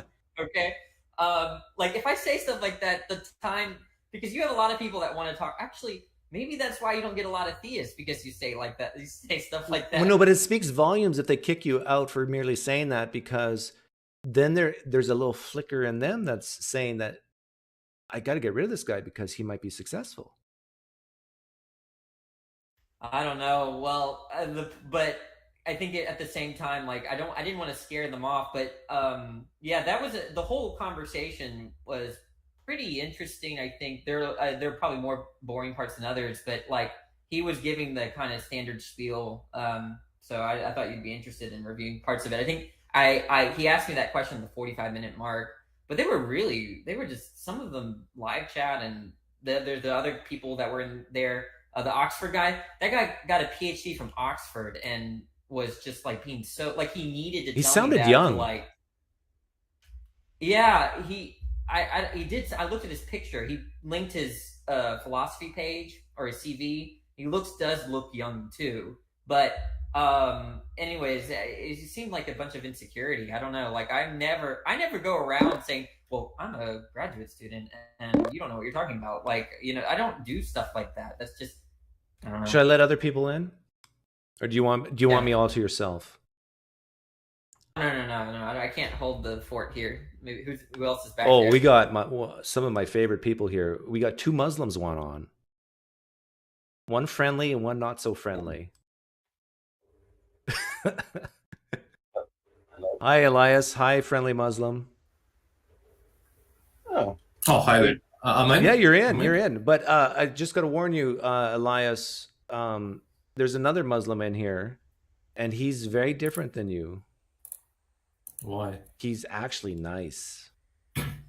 No, I'm not nice. No. You calling me not nice? Come on, man. Chat loves me. Come on. What are you talking about? I'm the most wholesome guy here. What are you talking about? Why I'm not nice? What's not nice? Well, I just want to tell you that the state of Arizona could wipe out Russia. Yeah, I get it, PineCreek. You funny. You make jokes. Yes, we get that. Okay, tell me what you came in here for, Elias. What do you want to say? Oh, actually, I wanted to correct you. Okay. Last stream, you said something that Jews, Christians don't believe in the same God as Muslims. True. We don't believe in the same God as. So you're saying I was right. Obviously. This part right. Okay. The next part, you said like Jews think that Muslim God is wrong. No, this part is wrong. This part is wrong. Jews believe that Muslims and Jews believe in the same God of Abraham, but Jews reject Christian triune God and call Christianity idolatry for worshiping a. Okay, but Jews would not say that Allah or Yahweh had anything to do with the Quran, though, right?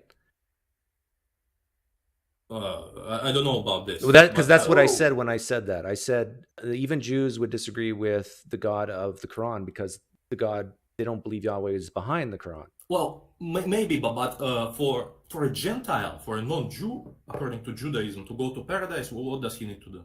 How do you obtain paradise? Who? God. Wrong. For a Gentile to go to paradise, he needs to obey the law. Keep 7. Yes. 7 Noahide laws, only 7. So Jews 7 came from rawhide laws? 613. What'd you say? Rawhide? Noahide. Oh, don't tell me you never heard about Noahide? Noahide laws. Come on, man. Are you talking about keeping? Are you talking about alms and going to Mecca and that sort of thing? No, 7 Noahide laws. Come on, PineCreek. Okay, what are they? Educate me. See, Danny, this is how you do it. This is how you do it, Danny. Very simple. It's believe that God is one. Do not curse God. Do not murder. Do not eat a limb of a living animal. Do not steal. Do not commit sexual immorality, and establish courts of laws and ensure justice in our world. I want to see how many of those I keep. Okay, what's the first one? Believe that God is one. Okay, I don't believe that. Number 2? Do not curse God. I don't think I've ever done that. So I'm okay there. Number 3? Do not murder. I've never done that. Number 4? Do not eat a limb of a living animal. While it's living, or can you eat it when it's dead? Yes. Oh, I'm fine. Okay, number 5? Don't steal. Not even a pen at the office?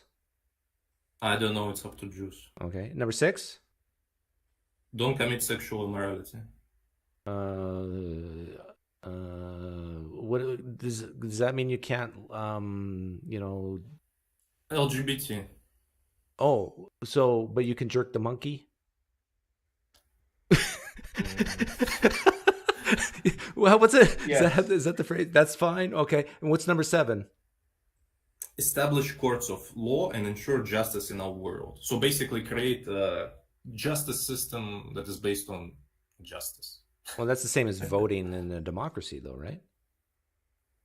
No, democracy is a tyranny of the masses. I don't think that they accept tyranny of the masses.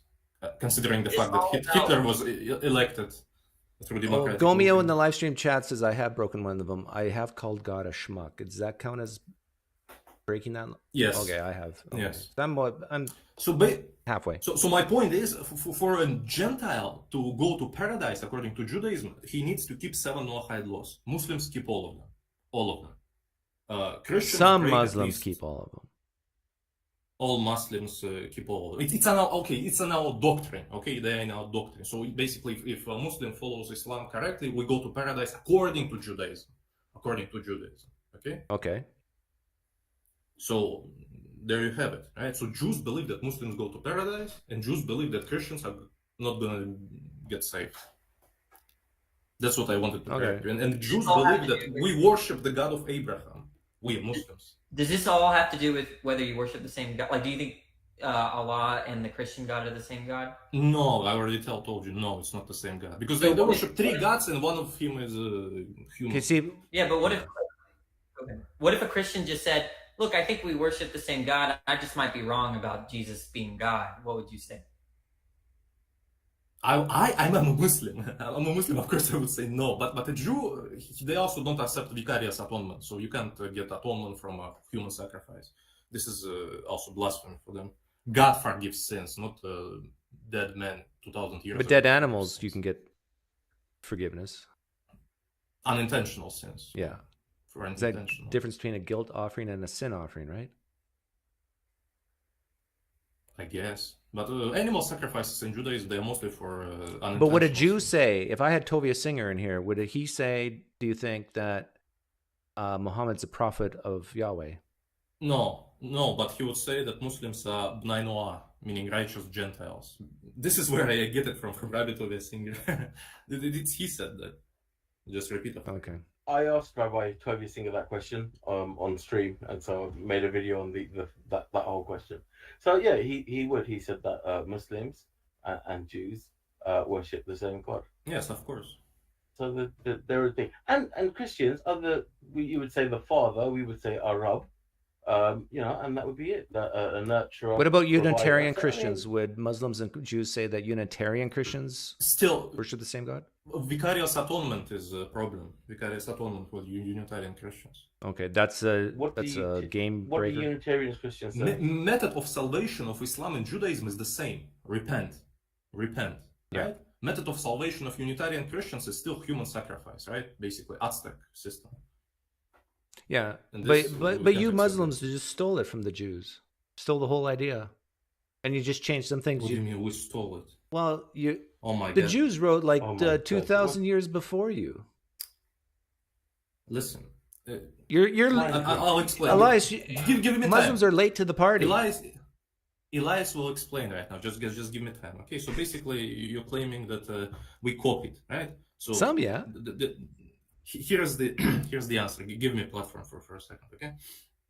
Prophet Muhammad ﷺ is the last and final prophet of Islam that Allah sent, not the one and only prophet. Okay, Allah sent prophets. Allah said that He sent prophets to each nation with the same message of Islam. Message is clear: worship Allah alone with no partners.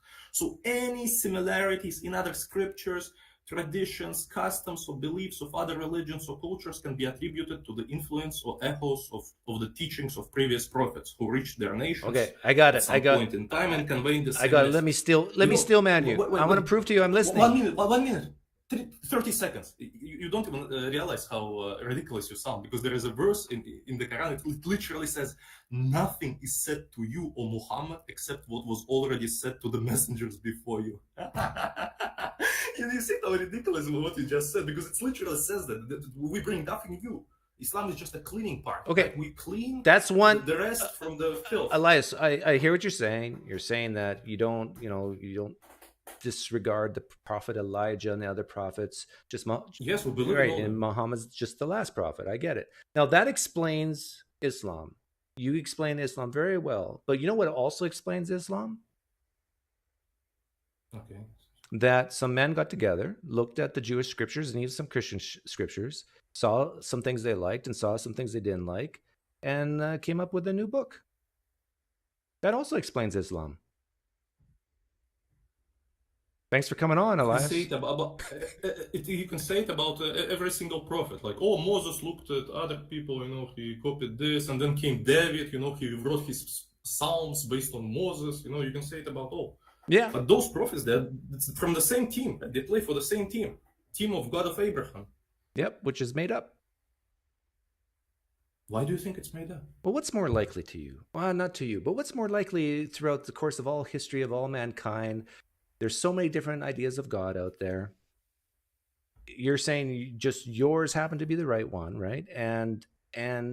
But people make up stories. They make gods in their own image. You would agree with me on Hinduism and Mormonism and even Christianity.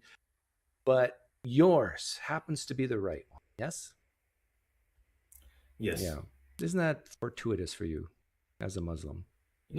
Maybe I can't prove that to you, maybe. Okay, but I can prove to you that our system works. Practical. I like that. Yes, utilitarian argument. Yeah. I can. And that resonates with me a little bit, because I'm the type of guy who I don't like people stealing my stuff, and I'm sure Muslims would. If I lived in your community, not one Muslim would steal from me, right? Sure. Want to hear my pitch? Want to hear my utilitarian argument for Islam? How long is it? Oh man, maybe 3 minutes. No, that's too long. Can you? The system works. Give me 2 minutes. I'll give you one. This is negotiating. 1.5. 90 seconds. Go. Okay, look at Western countries. They drown in alcohol, drugs, interest, alphabet movements, gambling, porn addiction, skyrocketing suicide in divorce rates, Tinder culture, hookup culture, bikini culture, tattoo, weed smokers, junk food, feminists, people having 2 dads, transgenders. Come on, look at all this filth. People marrying their dogs and substituting having kids with having pets, clout chasers who sell their own mothers for likes and views, media constantly showering people's minds with sex, immodesty, consumerism, and promoting degenerates as role models. Come on, man. Western women behaving and dressing like harlots who have like 5 partners before they reach 18. Western men complete effeminate and self-absorbed punks who shave daily and wear makeup. Look at all this filth. Come on, is this okay for you? Do you really think that this is how the society should be? Now compare it to Muslims who have strong, uncompromising, unrelenting, law-based stance against all poisons of society. Okay? Islam promotes for women to be chaste, pious, modest, obedient, feminine, family-oriented. Our men strong, masculine, brave warriors. 20 seconds. Take no BS from anybody and are ready to give their lives and protect, defend their families, loved ones, and their beliefs. Islam offers complete social, political, economical, and communal reorganization of the world and human society in order to harmonize it with the will of God. The will of God is manifested in His law, and that law protects 5 seconds from all the vices and poisons. Okay. Done. Oh, that's 90 seconds. I gotta applaud you, Elias. Did you read that, or did you? That's off the top of your head. Be honest. Well, I have some notes. Yes, I have some notes. If it was off the top of your head, I would have given you 10,000 Pine points because Yeah, me that too. was impressive. But yeah, But are there any Muslim countries that, or if you're deciding between a Muslim country and moving to the West, like the United States or Sweden, let's just take Sweden. We like Sweden. Are there any Muslim countries that you would actually pass up? Like you wouldn't want to move there? You'd rather move to like somewhere like Sweden? No, I don't think so. There are no. Where do you live now? So like Moscow. Oh, you're in Russia. Okay. You're in the capital. I am. I am third row. What's the general word on the street in Moscow about the Ukraine thing? Is most people supportive, or is there any dissenters? Of course we do. Ukraine is part of Russia. Always was, always will be. Okay, so there's nobody who says Putin. Nobody. Jail them. I hope they're in jail. So if you disagree with what Putin, you go to jail? It's not Putin. It's you disagree with the Russian nature, Russian history, Russian legacy. It's not about Putin. This is our land. God gave this land to us. Because my ancestors came from Prussia, which is Poland, Russia. You think Russia should come in and take me? No, we only should take the lands that belong to us in the land. It's about real estate. See, you're just like Yahweh. Yahweh likes real estate too. Well, if the land is ours, what can we do? What can we do? I would like real estate too, right? Yeah. So what do you think, PineCreek, about a utilitarian argument? Islam organizes society much better than anybody else. You have to give it to me. Well, I think people should be free to make mistakes. They are free to make mistakes and repent for them, right? Yeah, and so then the question is about punishments, right? So let's talk about punishment. Yeah. So if someone, you mentioned women dressing like harlots. Western women. Yeah, Western women. What do you think the punishment for that should be? Just sit at home if you don't want to dress modestly. No, but let's say you see a woman on the street with her cleavage hanging out, and you see camel toes and the whole thing. PineCreek. You're in Canada, right? No, I'm in the U.S. Okay, you're in the U.S. What happens in USA if you go completely naked on the street? You get arrested for indecent exposure in most places. Okay, thank you. There's the answer. Okay, but what should the punishment be is my question. So right now you get probably a fine, but probably not no jail time. Do you agree with that? I don't know what's the punishment for it. Just enforce it. Just make them dress modestly. Just like in the West. Make them? No. You said you agreed with me. People should be free to make mistakes. So now you're saying make them dress modestly? Well, there are laws for a reason, right? So, you just said that. So now there's a law that says you should dress modestly, and someone disobeys that law. And I'm asking, what do you think should be the punishment? Let's say in the United States it's a $500 fine. Someone can fact check me on that, but I think it's somewhere in that area.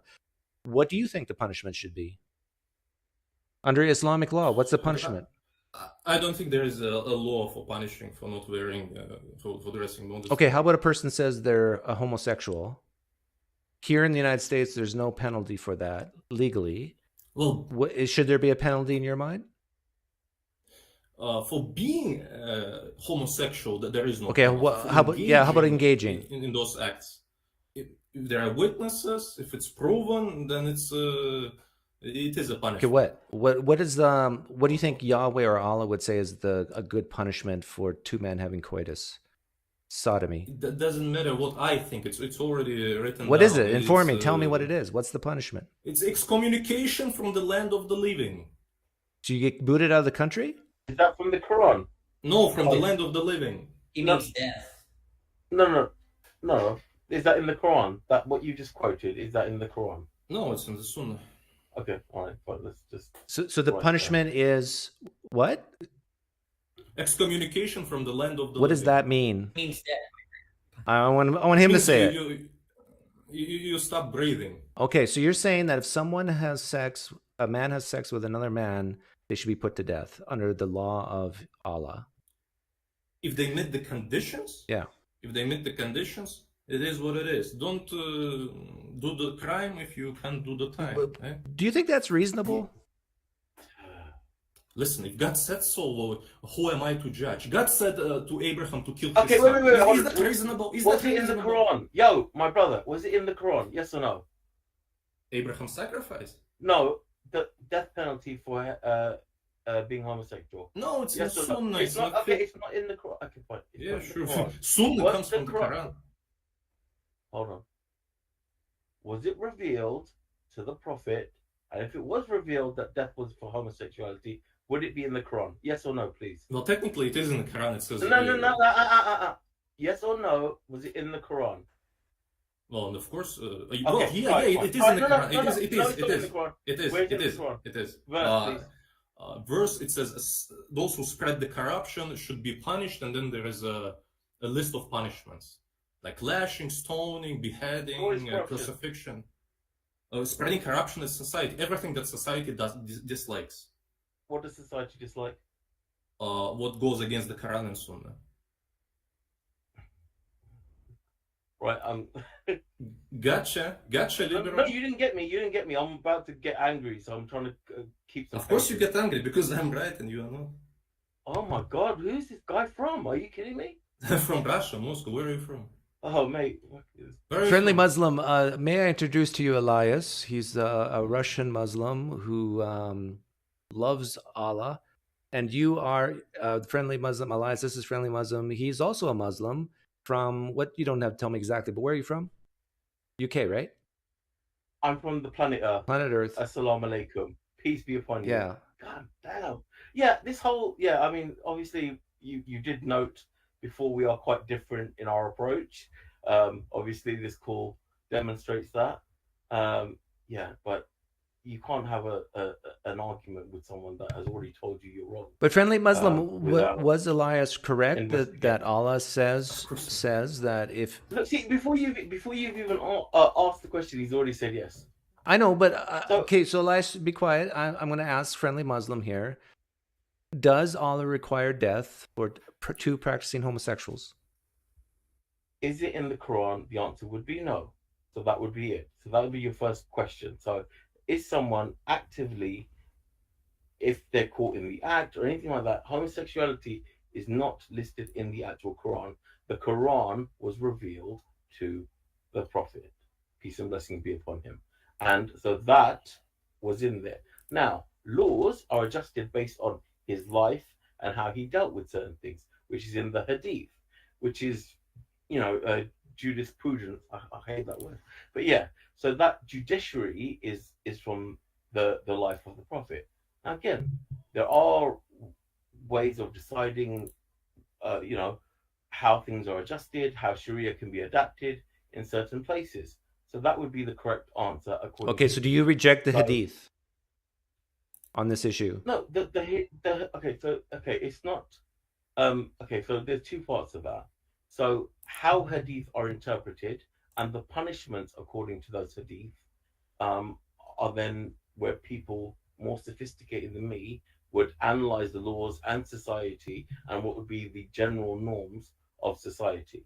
Now, for example, if it was outstanding that medically, there was scientific evidence that went beyond everything, that, again, people were born homosexual or gay, or this was a medical condition and it was unanimously decided, then obviously treating a medical condition would not go against the Quran, for example. I have no idea what he's talking about. Well, I think he's saying that, Elias, that homosexuality is a medical condition. No, if it was deemed that, for example. So there are adjustments within laws and societies according to what transpires. So there's international laws, and laws are adjusted also in Muslim countries. So, for example, the jizya is something that is being not abrogated, but it's not been instituted where it's not needed in certain places. So talking about laws and legalities compared to what is in the Quran, for example, and compared to the life of the Prophet, peace and blessings be upon him, are two different things. And so Can I summarize what you just said? So I want to understand you. Yeah. Are you saying that it's the laws applicable to two gays who've been caught practicing homosexuality, having sodomy, it's context based, whether it's wrong or right, and whether it should be punished?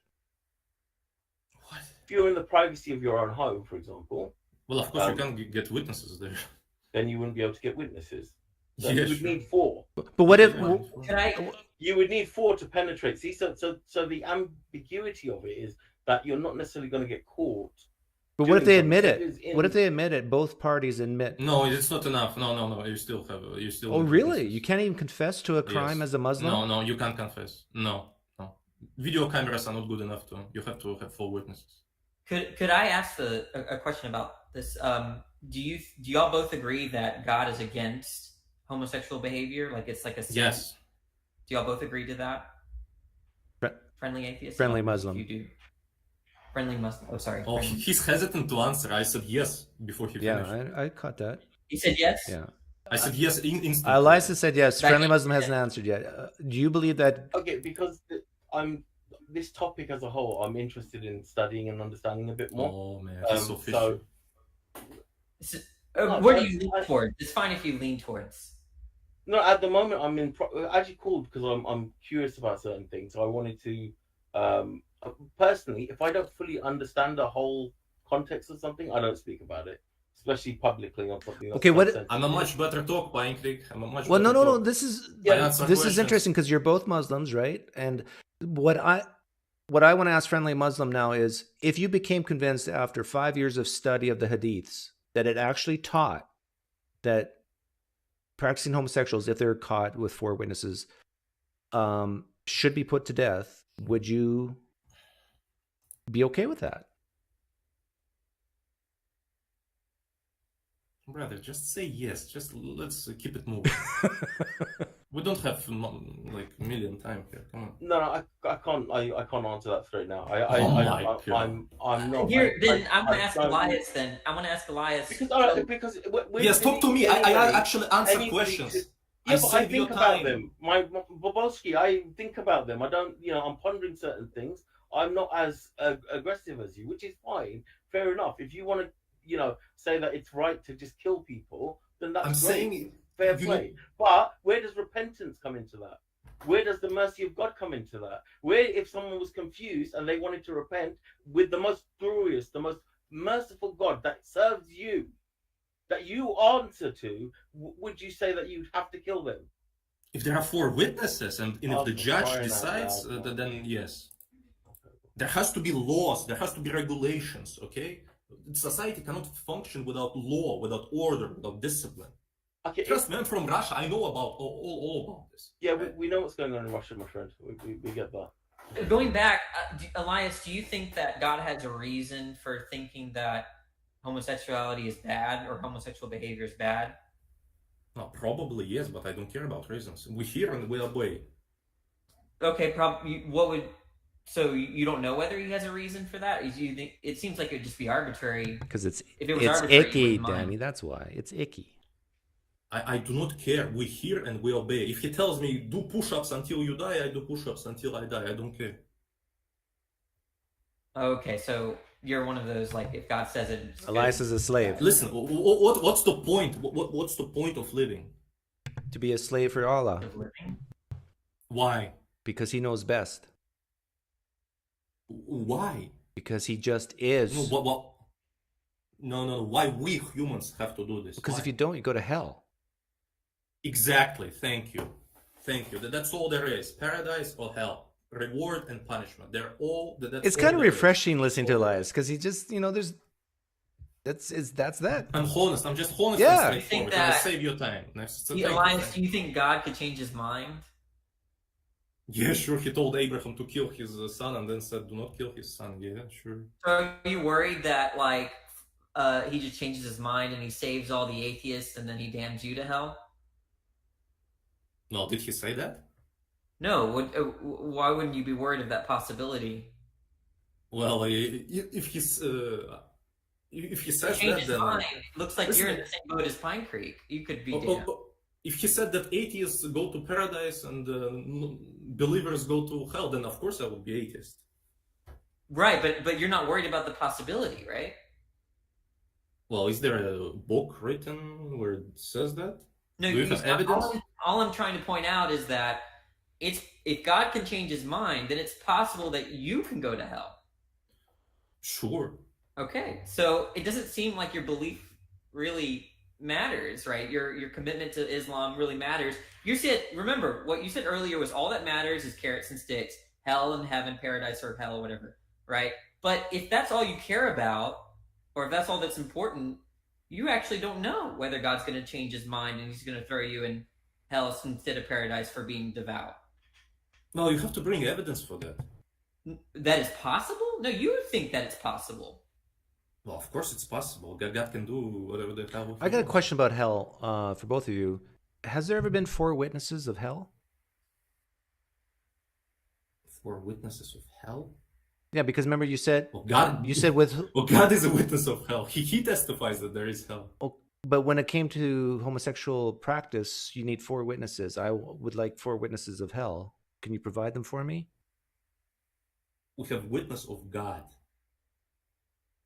And technically, yes, we do have 4 witnesses. All the prophets, like how many of them? Like, did Muhammad see hell? No. Who's these 4 witnesses of hell? Man, God is a witness. God revealed that. Okay, if God's good enough for hell, why isn't God good enough for these homosexuals? Why do we need 4 witnesses? Man, because God said so. What can I do? Gotcha, Elias. Well, we hear and we obey. That's all there is. I know you're a good slave, Elias. I must commend you. If I wanted to buy a slave, I'd buy you because you're very loyal. No, you can't take me as slave. I can take you as slave. Oh, really? Well, too bad you wouldn't exist in like a few months. But what? What? Would you kill me? Well, I don't know. Maybe my country will poof your country. Who knows? The old people. Come on. Ruling. Man, they're like 80 years old. They don't care. PineCreek, they can push the button. We could take all our aircraft and just plug up one of the engines in each plane and still obliterate Russia. Yeah, but we can nuke ourselves and obliterate the whole world. So maybe Russia should do that because then we can all go to heaven and hell faster. Man, we might because again, old people ruling the country that they don't care. They're about to die in like freaking few years. They don't really care. How are you feeling, Friendly Muslim? Are you getting a little uncomfortable yet? Very. Yeah, I believe it. Well, no, because the thing is, I've just seen. I'm actually grateful for my Russian friend over here because I was looking for a paper online and I come across it and I lost it and I just typed up now and it's come up again. So it also talks about various situations that the Prophet was in and how he dealt with gender equality and transgenders and other issues. So okay, I'm happy for that because that was something I actually wanted to study and I didn't find. So yeah, I mean my questions or answers are based on having a more in-depth knowledge on something, especially if you're saying that you're happy to take people's lives and it wasn't necessarily in the Quran, and there was other factors in it. So yeah, but I think in Elias we've got some different opinions and aspects on it. But no, it sounds like a lot. To you, brother. Let's hope that you don't poof any countries anytime soon. Well, I won't, but those people in the government, they know Muslims. They don't care. They're atheists, actually. Did Friendly Atheist ever give his why he's a Muslim? Is there any specific did you have an experience or what is it? Why? I'm just wondering why you're. I can answer that. No, I'm not let asking the Friendly Muslim answer. Why are you a Muslim? It's better that you. Oh, are we going to those sort of questions? I've asked. Yeah, I really want to answer I've that. asked Friendly Muslim before, but Danny wants just give the short version. Why are you a Muslim? Because I believe in God, I believe a creator, and I believe that the creator has made contact with a man called Muhammad and revealed the Quran, and I submit to that creator, which makes me a Muslim. And I can give a So- beautiful And I answer. own that. That's fine. And Elias, is it? Say again. Elias. Elias. Okay. Sorry, my bad. Okay, so you said you don't really speak on a topic unless you've studied it significantly. So on your you've studied the historicity of Muhammad and all that stuff, and you've come to the conclusion that God revealed Himself that way. Is that kind of the deal? At this stage, I'm owning it because PineCreek sort of tore me up a little bit last time, and I had to cover up from the wounds. I've come back, and at the moment, I've got a solid foundation as to the facts that I presented. I'm happy to state are correct and are in line with my belief system. Okay. Well, I didn't want to get into the history stuff. Maybe you wanted to talk to PineCreek about that. I'm more of the why do you believe in God guy. I'm not the why do you believe in Islam guy. So. My position right now is firm, so I wouldn't really go into any further questions at this stage because there's a more developed answer that I'm working on. Is there for what reasons do you believe in God? Just curious. I believe that there is a creator compared to the science that there's. I think it's highly probable that there is a creator that is responsible and possible. Why do you think that? Because I think it's scientifically possible that there is a creator. Scientifically possible? The science points to God? Yeah. In what way do you think? I mean, I'm good with my answer here at the moment because I'm still developing this a full answer at the moment. So I wouldn't get into it now, but I hang out with atheists that are, educating me on scientific facts. So I don't plan to do that. I just want to know. I'm good on where I'm at and the answers I've given. I'm perfectly Watch the video that Friendly Muslim and I had a while back. But Friendly Muslim, thanks for coming on and putting up with. I had questions about this whole topic that the actual call was. It wasn't like an Islam call. Okay. You want to talk about the right took over and So then I'm going to take my leave then. Thanks, Mike. Okay, see you, Danny. All right. Phil Talk is his channel's name. Okay, what do you want to ask me about or say? Okay, so the whole question was was it offensive? Should we be offended by it? Also, how many genders are there? And would it have been better if he asked the whole number of genders? Because I'm still not unclear up to date what's the last figure. Well, no, the question was, or the statement was, there are only two genders, and then people could say agree, strongly disagree, or in the middle. And so it's a thought experiment of what would change your mind if you said one thing or another. And so the real issue isn't, the fact of the matter. There's only two or there's 1,000. It's irrelevant. So the question is okay. I didn't believe that the question itself would be harmful. Yeah, and there's some people at that university who would say just talking about it's harmful. Yeah, and then what I didn't understand was them then abusing him, shouting at him, swearing at him, and making rude gestures was a demonstration of tolerance. It's like you want us to, we have to be tolerant of your feelings, but yet they didn't even clarify what his sign actually said. They thought it said something. They thought he was someone, and therefore they had their own misconceptions and thought they could then show their fingers, swear at him, and scream at him. So where was the tolerance on their side? Yeah, I agree with you. It doesn't seem like there was much tolerance there. But they have what they call it a paradox of tolerance or something. There's a catchphrase that excuses them. So if anybody's intolerant of transgender or gays, then you have the right to be intolerant because they're bigots.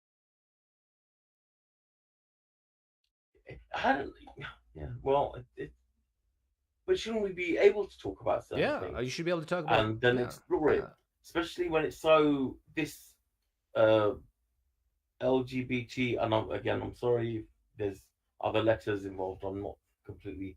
I think there's an I in it. I never get the letter straight either. You know what they should do? They should get rid of all those letters, like the LGB. They should get rid of all of them and just say not white man. It'd be a lot easier. NWM, not white man. And then, here's another question. All the nouns and pronouns, I just thought it'd be simpler if you just called someone by their name, and then you really wouldn't get caught up in the other side of Yeah, but even names like I mispronounce Elias. I call him Elias, but it's Elias. The guy who was just on Elias. Yeah. Like he wasn't offended that I've been mispronouncing his name for I don't know, probably a year now. He doesn't care, I'm sure. And so why do some people just get so upset when you use the wrong pronoun? Yeah, and this is the other question. Should I have to call you your pronoun? Because there were some Muslim brothers that I was speaking to, a little bit like our friend Elias, who said that it was offensive for them to be asked to call somebody a woman if they're not a woman, and disregard I don't think it should ever be law, like, because you are basically saying you got to force people to what comes out of their mouth. And you can force people to shut up, like as far as don't yell fire in a crowded room, but now you're saying that you have to force people to say certain things, and to me that's just crazy talk. Like you have the right. What would be the punishment if you did? Well, like Canada's a little far off on this than the United States is, but I don't know, a fine, maybe even a week in jail. I don't know, but to me that's nuts. Like someone should be able to come on here right now and call me a she and not go to jail for it.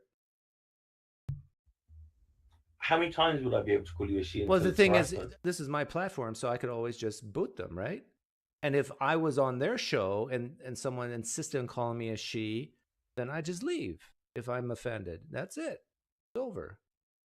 Like, why does anybody have to be chastised and punished and go to jail or be canceled? No, you just don't hang out with those people.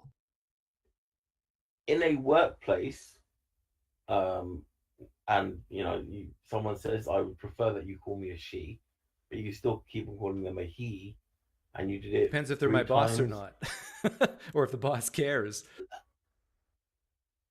Okay, no, let's. Okay, well, I mean, let's just say a fellow human being says, "Please call me like she." I probably would. But the thing is, look at me. Most people, if they didn't know anything about me, they're gonna use the pronoun he. It's you can say that's just cultural, whatever. So what? That's just reality. And so if I say no, please refer to me as she, they may or they may not. But even if they say, okay, I will, but they're going to slip up because I look like a man. I sound like a man. What does a man look like and sound like? Me. The optimum man is here. You want a definition of man? Look at me. So, I just teasing around here, but so you got to give people grace, and you got to say, if you are transgender and you look like a man, but you really identify as a woman, you got to give people grace and just assume that 90% of people are going to call you a he, and you got to learn to deal with it. I know it sucks. I know it might be hard, but that's just reality. We are pattern-seeking animals, and like even dogs.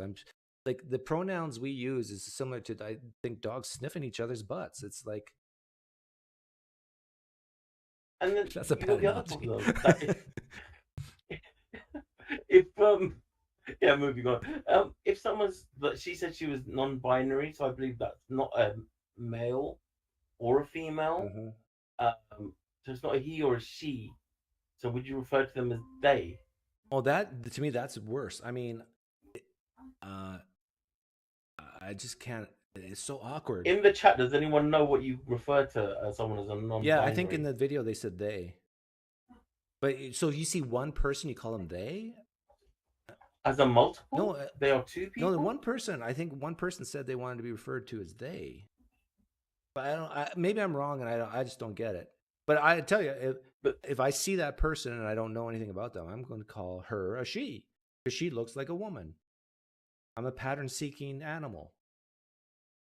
She then reveals herself as a non-binary, which is neither male or female. Yeah, depending on the and hour. says, I would prefer to be called they. And so what happens in the morning where you meet them and they go, yes, I'd like to be referred to as he, and then at lunchtime they have a change of mind and want to be called she. Yeah, where do people stand with that? When I shave my back, I like to be called a she, but if I forget and I got a hairy back, then I'll be a he. I mean, it's silly. It's just, but anyhow, Friendly Muslim, thank you for coming on. I got other callers. Thank you. Take care. Bye. This could be dangerous. I gotta mute. Hey, guest. How are you doing? Money, I've spoken to you before. I'm on my phone, that's why. Okay. What's your name? What was your name? So you can remind me who you are. Mustafa. Oh, Mustafa. You're your favorite. Another Muslim. Muslims are loving me today. Another. Aren't you Muslim? I am Muslim. Yeah. What do you want to say? Am I live? I didn't even realize. Yeah, you're live. Okay, so I was listening to your stream a little bit, and it piqued my interest. You started speaking about homosexuality, and how do you ascertain right from wrong? So obviously, I want to ask a bit about your worldview. So I'm interested, looking for a bit of consistency. So obviously, you would. Okay, I might not assume, you might obviously say no, but you believe things like rape and incest are wrong, right? I would say, rape definitely. Incest, it depends. What do you mean it depends? If it does harm or not. Would you have a society? Where you would? Yeah, where you I would 99% say, So I'll just say yes. Wrong. Okay, wrong. Okay, so the question is why, right? So why are those two things based wrong? On my standards. Because I would say, right? I would say homosexuality for me is in the same category because of the a harm principle. Yep. So I would say, for one reason, I'll give you two. One reason is. Did I hear you right? You say homosexuality is wrong because of harm? No. I'm saying from your point of view. So if I was going to argue it based, not from my point of view, not from my point of view. You just do what your God says. No. I'm a divine, right? So essentially, I will speak about that as well. But so harm principle, right? So STDs, right? STDs, highest amongst people who are of the same-sex relationships. Yep. And secondly, it kind of defeats the very purpose of our existence, which is to survive, reproduce, and breed. So it doesn't make sense from an evolutionary standpoint as well. So I agree. I don't understand how you would how would you make a differentiation and say one is for example, incest and rape are bad, but then homosexuality is fine. For me, it seems just like socialization from your view. It doesn't seem like there's actually a consistent principle. Okay, so I'll answer your questions. Your question is basically, if I say rape and incest is wrong because of harm, why don't I say that about homosexuality because of STDs and reproduction, right? That's your question? Yeah. Mm-hmm. My answer to that is we see in the animal kingdom, at least in some mammals, instances of homosexual behavior. And so if it's a very low percentage, you can have a species of mammals still procreate, still continue on. And so that evolutionary part, if let's say tomorrow 95% of people said they're homosexual, number one, I wouldn't believe them. Number two, if they were, then we would go extinct. I agree, and I agree with you. But here's why that's really inconsistent, because the same could be said for rape and for incest. So small percentages of animal kingdom engage in incestual relationship, and rape also occurs in dolphins, which is quite funny if you think about it. But dolphins, male dolphins will rape a female dolphin, and it's so small that it doesn't manifest in the larger population. So it's still inconsistent to me. So it seems to me still that you've been socialized to think that homosexuality is fine, whereas the other ones are wrong. You got me confused on the dolphin thing. Okay, so dolphins. It was just a specific example that male dolphins, in packs will rape female dolphins, and incest exists in almost all animals too. So I'm saying to you that because it exists in such small proportions, if I apply your argument consistently, surely So it would be the same thing. The difference with us is we have more intelligence. Because there isn't a difference. We have more intelligence compared to dolphins, even though dolphins are very intelligent, and so we can see that if you do have incest, and there's a lot of people who marry their first cousins, especially in Muslim countries, right? Am I right? No, that's more common in the West. But you do see, but like, you do see, and even in my, but that's not the argument. See? No. You see, the argument is what you're going to say is like I could say the same thing about homosexuality. We're intelligent. We can see it can cause harm, and so can rape and all these things. It can cause harm. Outlaw. Hang on, slow down. It can cause harm. I agree with you, but so can heterosexual relationship. You can get it. Okay, but now you've got to. So it's a matter of degree, right? Then you've got 100%. Yeah, definitely. So we're agreed. Okay, but incest is it doesn't cause as big of a harm than, let's say, something like homosexuality, which literally defeats the purpose for existence. I disagree with you there. If we take it to an extreme, right? Let's take it to the extreme, right? Let's take it to its logical conclusion. If everybody was a homosexual, we would die out. If everybody married their cousin, we would still be alive. So therefore, it causes more harm. It's simple. Oh, I see what you're saying. Okay. Yeah, I agree that if everyone never had coitus with the opposite sex, you're defining harm as extinction. I can sort of agree with that, but I actually don't think just going extinct is harm. But you said exist, right? Existence.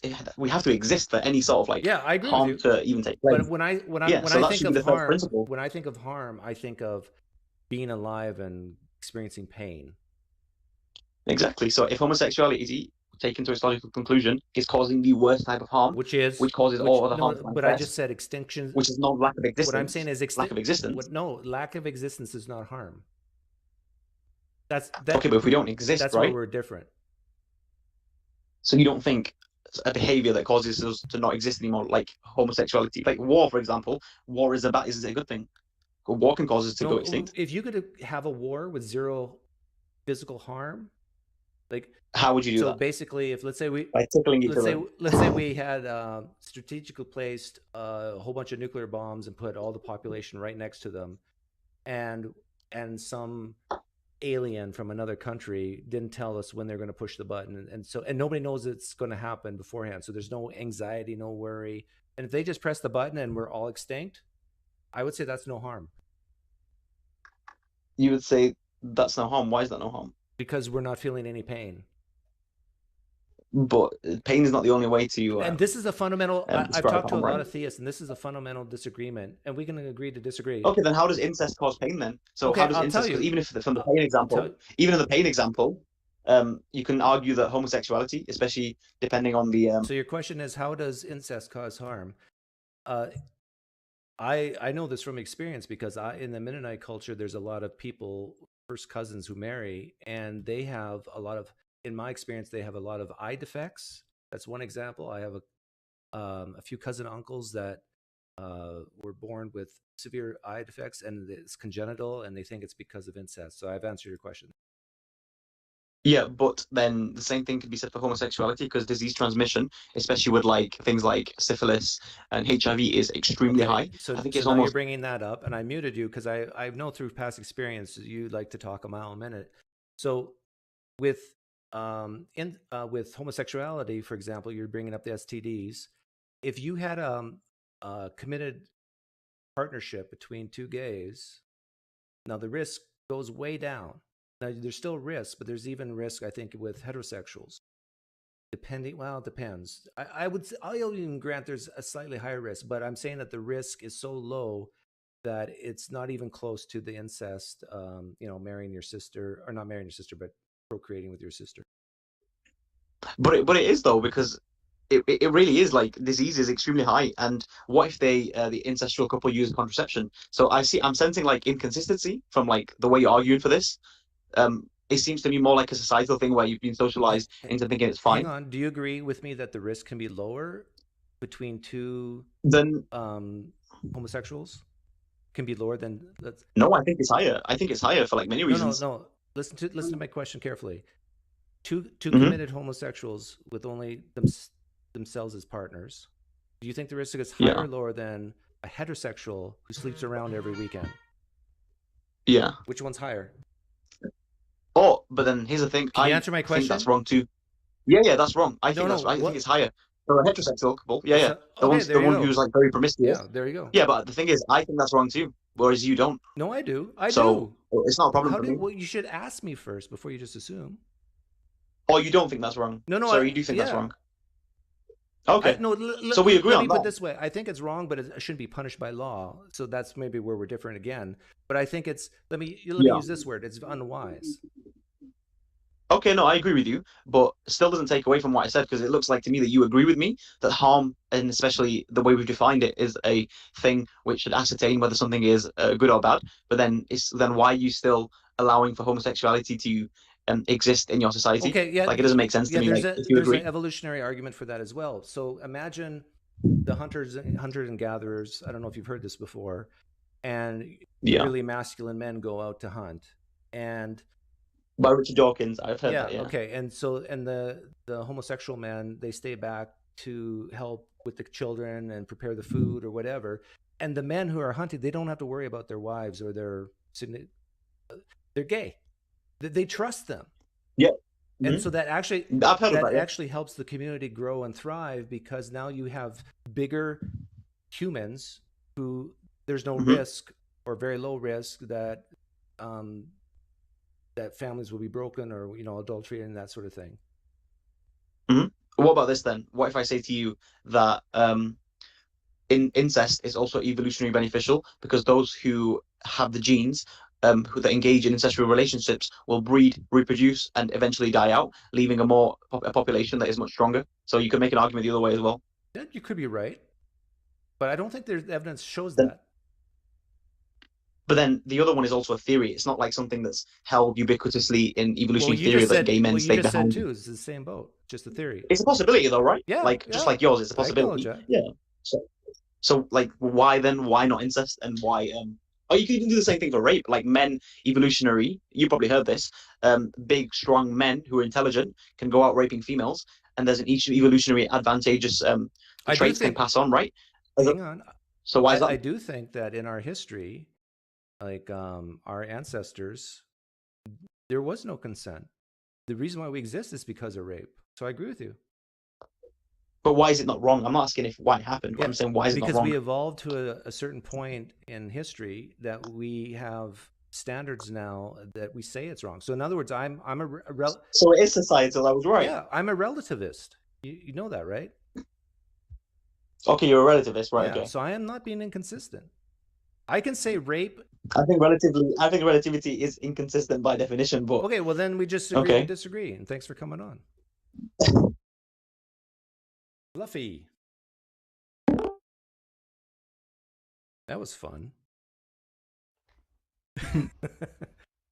Hey, Fluffy, Hey, PineCreek. I've talked to you before too, right? Yes, you did. But I don't remember. I remember your name. But anyhow, what did you want to talk about?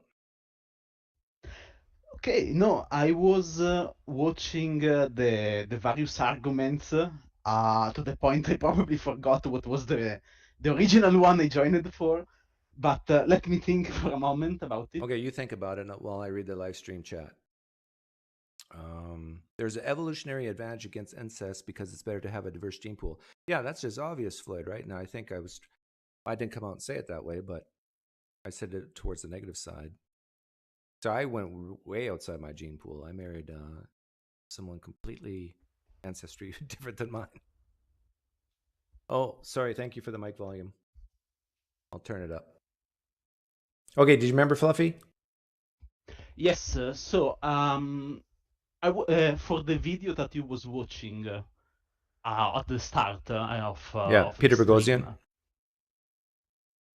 yes, I found it particularly funny their argument when they were basically arguing that they were doing it to avoid someone having their feelings hurt. Right.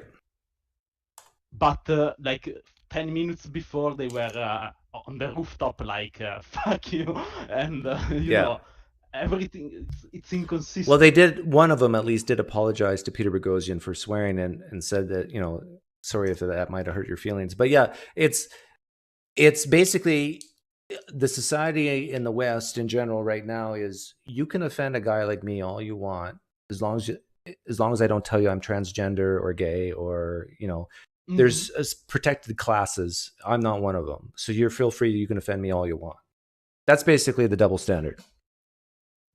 Yeah, that's. I mean, what's the reason for that? I thought the only Because I'm point strong, was. and so you can beat up on the strong, but not the weak. It's the bully type I thought mentality. the only point was like the acceptance, But I mean, can you really accept as equal if you put them in a special category? No jokes, no questioning, nothing. I didn't quite understand that last part. Yeah, I will repeat. Can you really accept that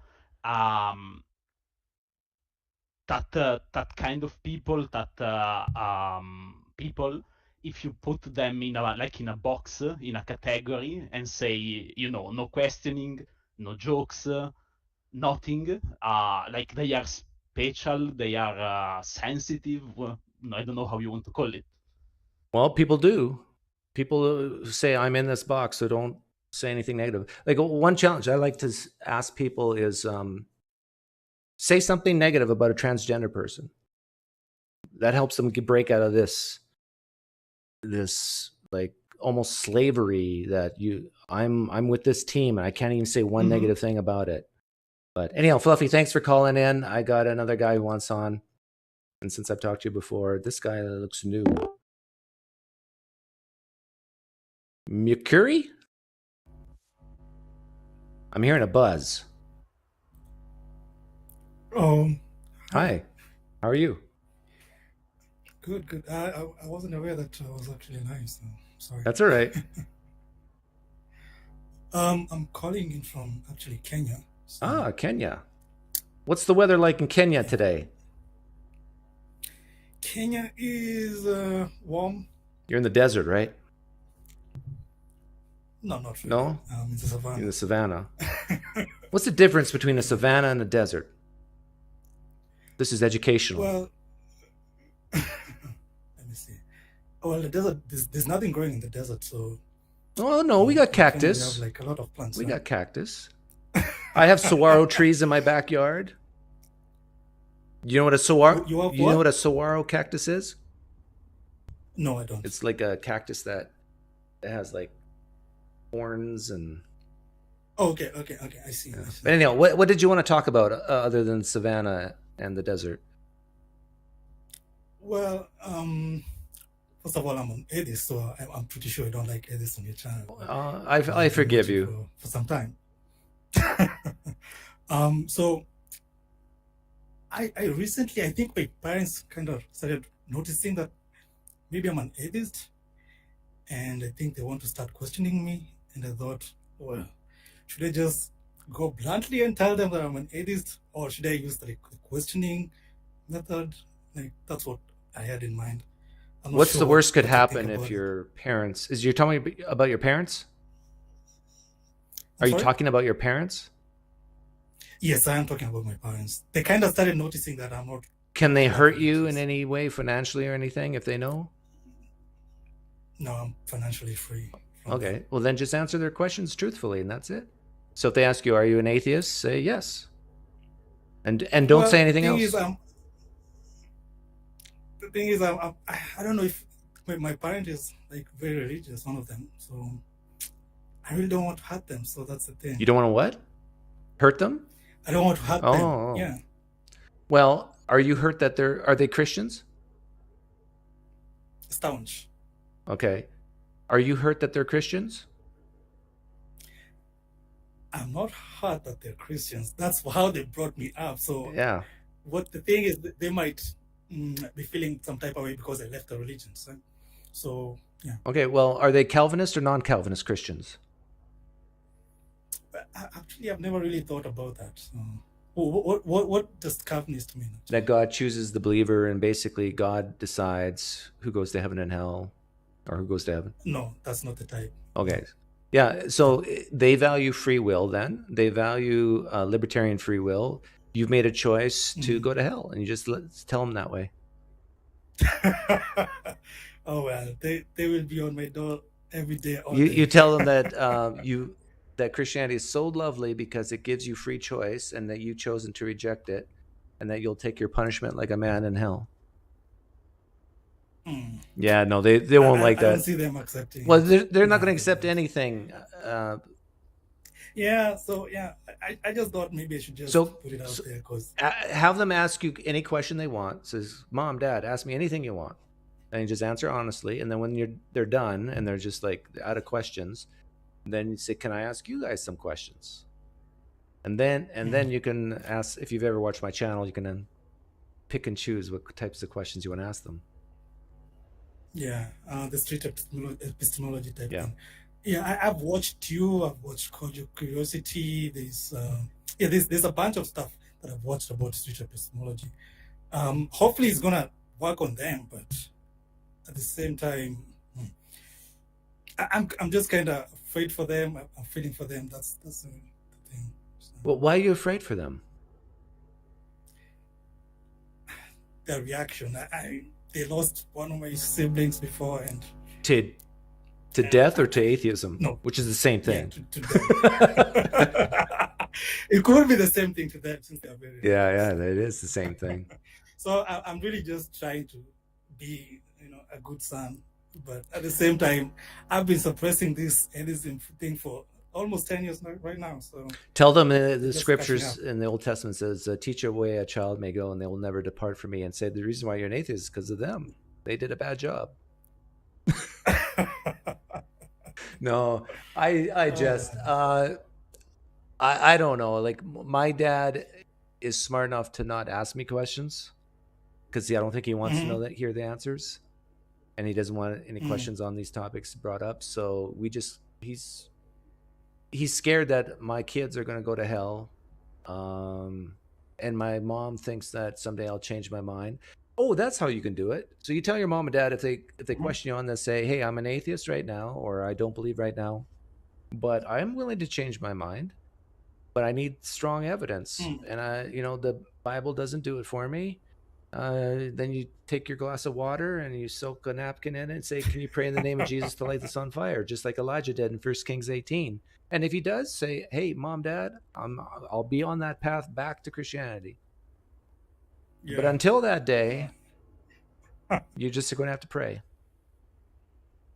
Well, anyway, but yeah, so that's what's happening in Kenya.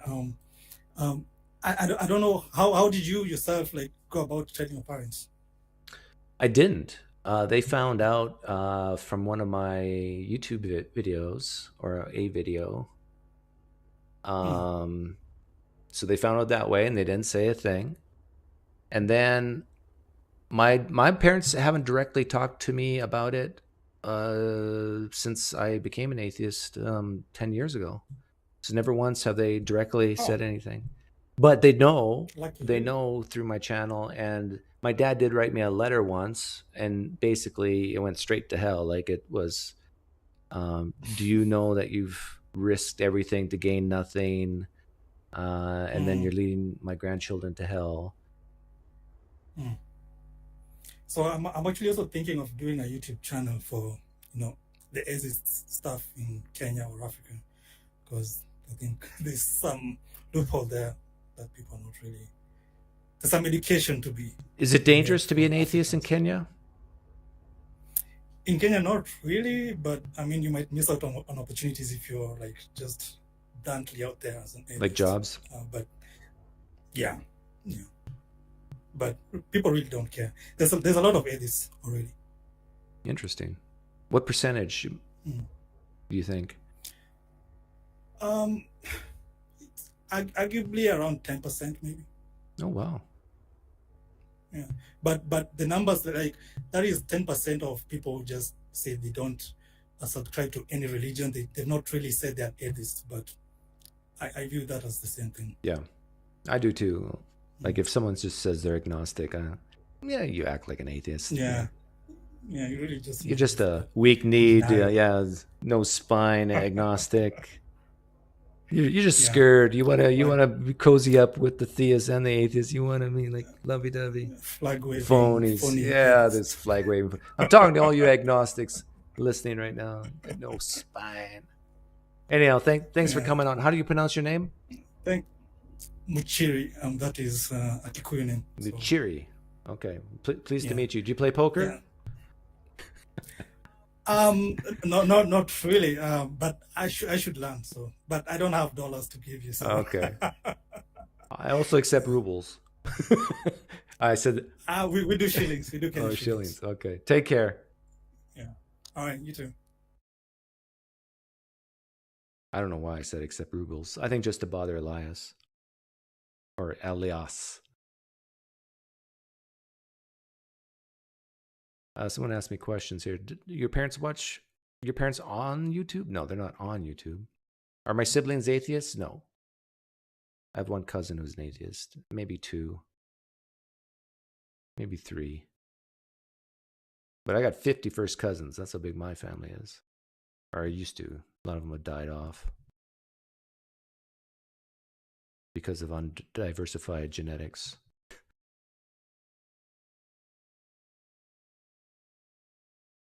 No, I didn't become an atheist at the age of 3. Age of 40, 41? What made Doug first doubting or wanting to leave the Mennonites? Well, that was, I never was a huge pacifist fan. I lean pacifistic, but like someone breaks into my home and threatens the life of my kids and wife, and if I could kill them. Yep, I admit it.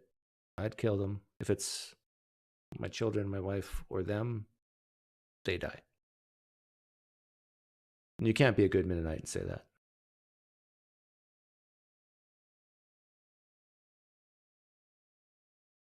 Yeah, desserts.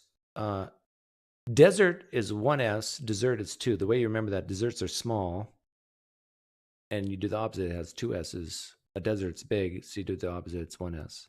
That's how you remember.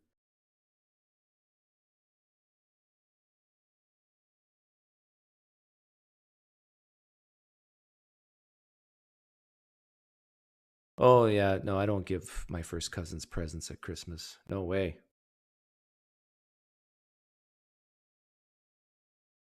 The thing that made me agnostic for decades was the fact that you can't answer, do you believe in God, with I don't know. It requires a yes or no for something that seemed at the time impossible to know. Yeah, the question is there any reason to believe a God exists? And to me, no. So the default position, this is the problem. It's where's your default position? If your default position is all that exists is the natural until demonstrated otherwise, then really you shouldn't be agnostic. It's like you're atheist.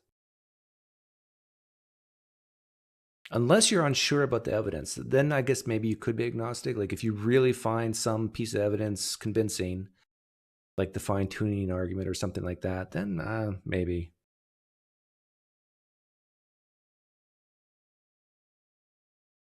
How could you use the word he or she in a conversation speaking directly to them, maybe talking about someone to another person?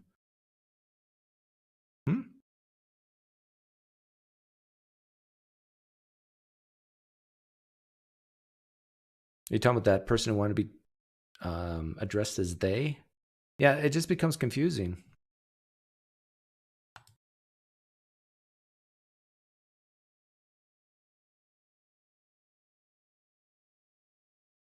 And then the thing is, like, I'll say this again with the whole pronoun thing. Like you see on Twitter, a lot of people will say he, her, she, them. If you look at atheist experience, they always use the pronouns. And I understand the reasoning. The reasoning is to normalize it. But why? Why do you have a desire to normalize it? Normalize these pronouns. And it has to be just about internal feelings, right?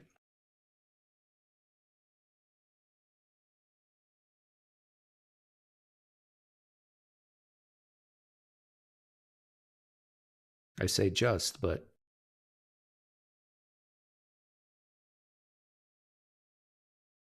should I get in trouble here?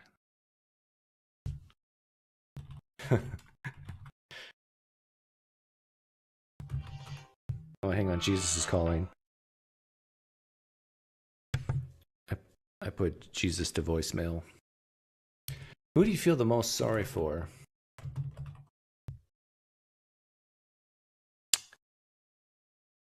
Transgenders?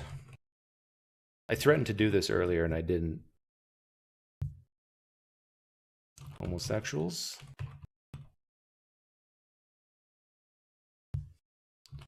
Kids born with cancer. Oh, Jesus did leave a voicemail. Like this poll. How many atheists YouTube channels will put up a poll like this? How many people have the guts to actually answer? Well, it looks like some people answered. I'm choosing kids born with cancer any day of the week.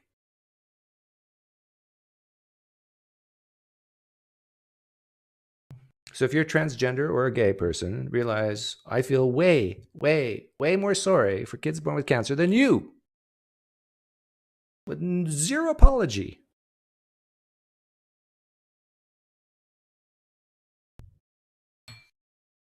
Do you know how painful bone cancer is? It's way more painful than what you go through. Oh, dagger to the heart. Yeah, first poll of its kind.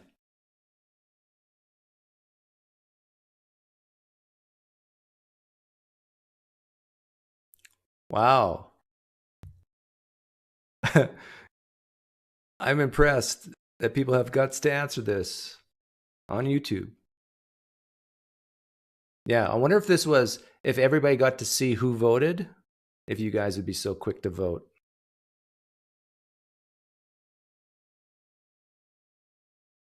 Now, if you're a gay transgender born with cancer, yeah, there you go. Then I feel, yeah, really sorry for you.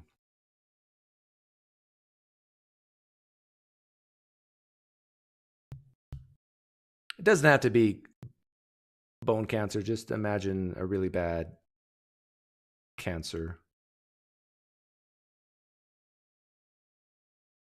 that causes physical pain.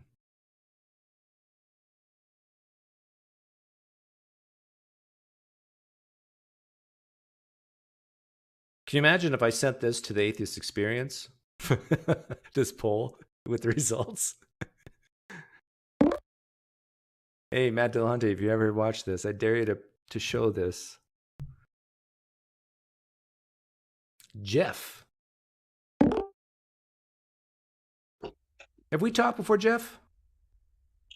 We have, yeah. I was on my work computer before, and the reception was terrible. Yeah, because I kind of remember you, but not really. Yeah, I think I can't recall what the question was, but yeah, I just wanted to call in, say hi. I wanted to share. I fell asleep last night, and I was praying to the Book of Myron, and I had a divine revelation that I think that you need to open a merch store. A merch store? Are you in the merch business? I'm not, no, but I've got a good idea for you. In my dream, Myron said this would be a good first product, some PineCreek pre-soaked napkins. So you don't have to have, if you're in an area where you don't have a bottle of water, you don't have your... That's good. Anything like that, you just open these up and good to go. So might be a good first item for your merch That is store. really good. I like that. PineCreek water soaked napkins for that special theist in your life. There we go. Well, you can test on the go. I have a friend who I play poker with named Rick who has made shot glasses that say poof and drown, and he's been wanting me to sell merch, and maybe someday I will. I've always been hesitant because then it makes me like a real YouTuber, and I don't want to be a real YouTuber yet. Yeah. Anyways, that's all I had, Doug. Okay, well, thanks, Jeff. That's a great idea. Hey, happy to help. Take care. See ya. Okay, for posterity, I gotta show this.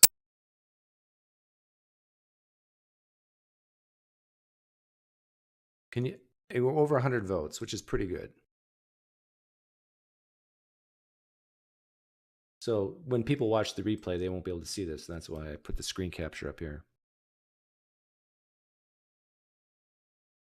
Do you think this question angers transgenders or homosexuals? Because I don't think it should. But it's a question that gets directly to perspective. Because sure, horrible things happen to some transgenders and horrible things can happen to homosexuals. But if you're looking at the distribution curve of horrible things happening to humans, kids born with cancer wins, right? I mean, wins in the competition of horrible things, which is not really a win, it's a loss, but...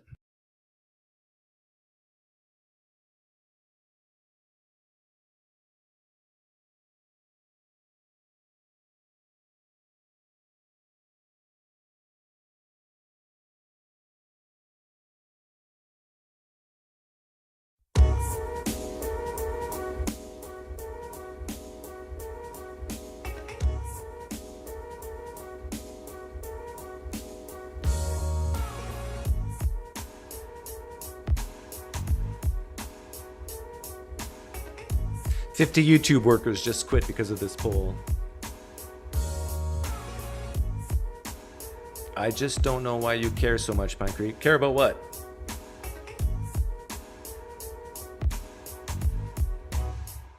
About... Well, that's because I played the Peter Boghossian thing.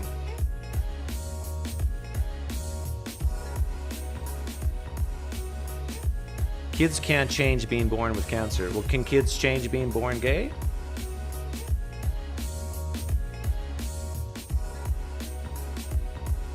Do I support Medicare for all? Yes, but not. I think a dual system is best. So in other words, if you're extremely wealthy and you can afford to buy better care than other people, I support that. You know, I know that makes people upset. But coming from Canada, you do see the disadvantages of Medicare for all. And when you have another competing system like the private system, it keeps the standards high. So it's like, number one, if you have an option to get better care and you can afford it, great. But it also, for the base level, for most people, having that other option helps to keep that Medicare for all option high.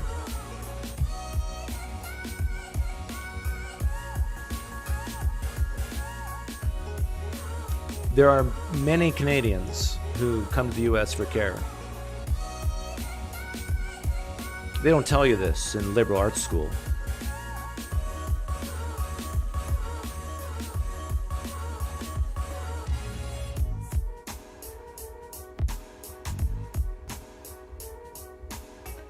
Someone told me I should stop whistling at the end, so that means I'm going to keep doing it.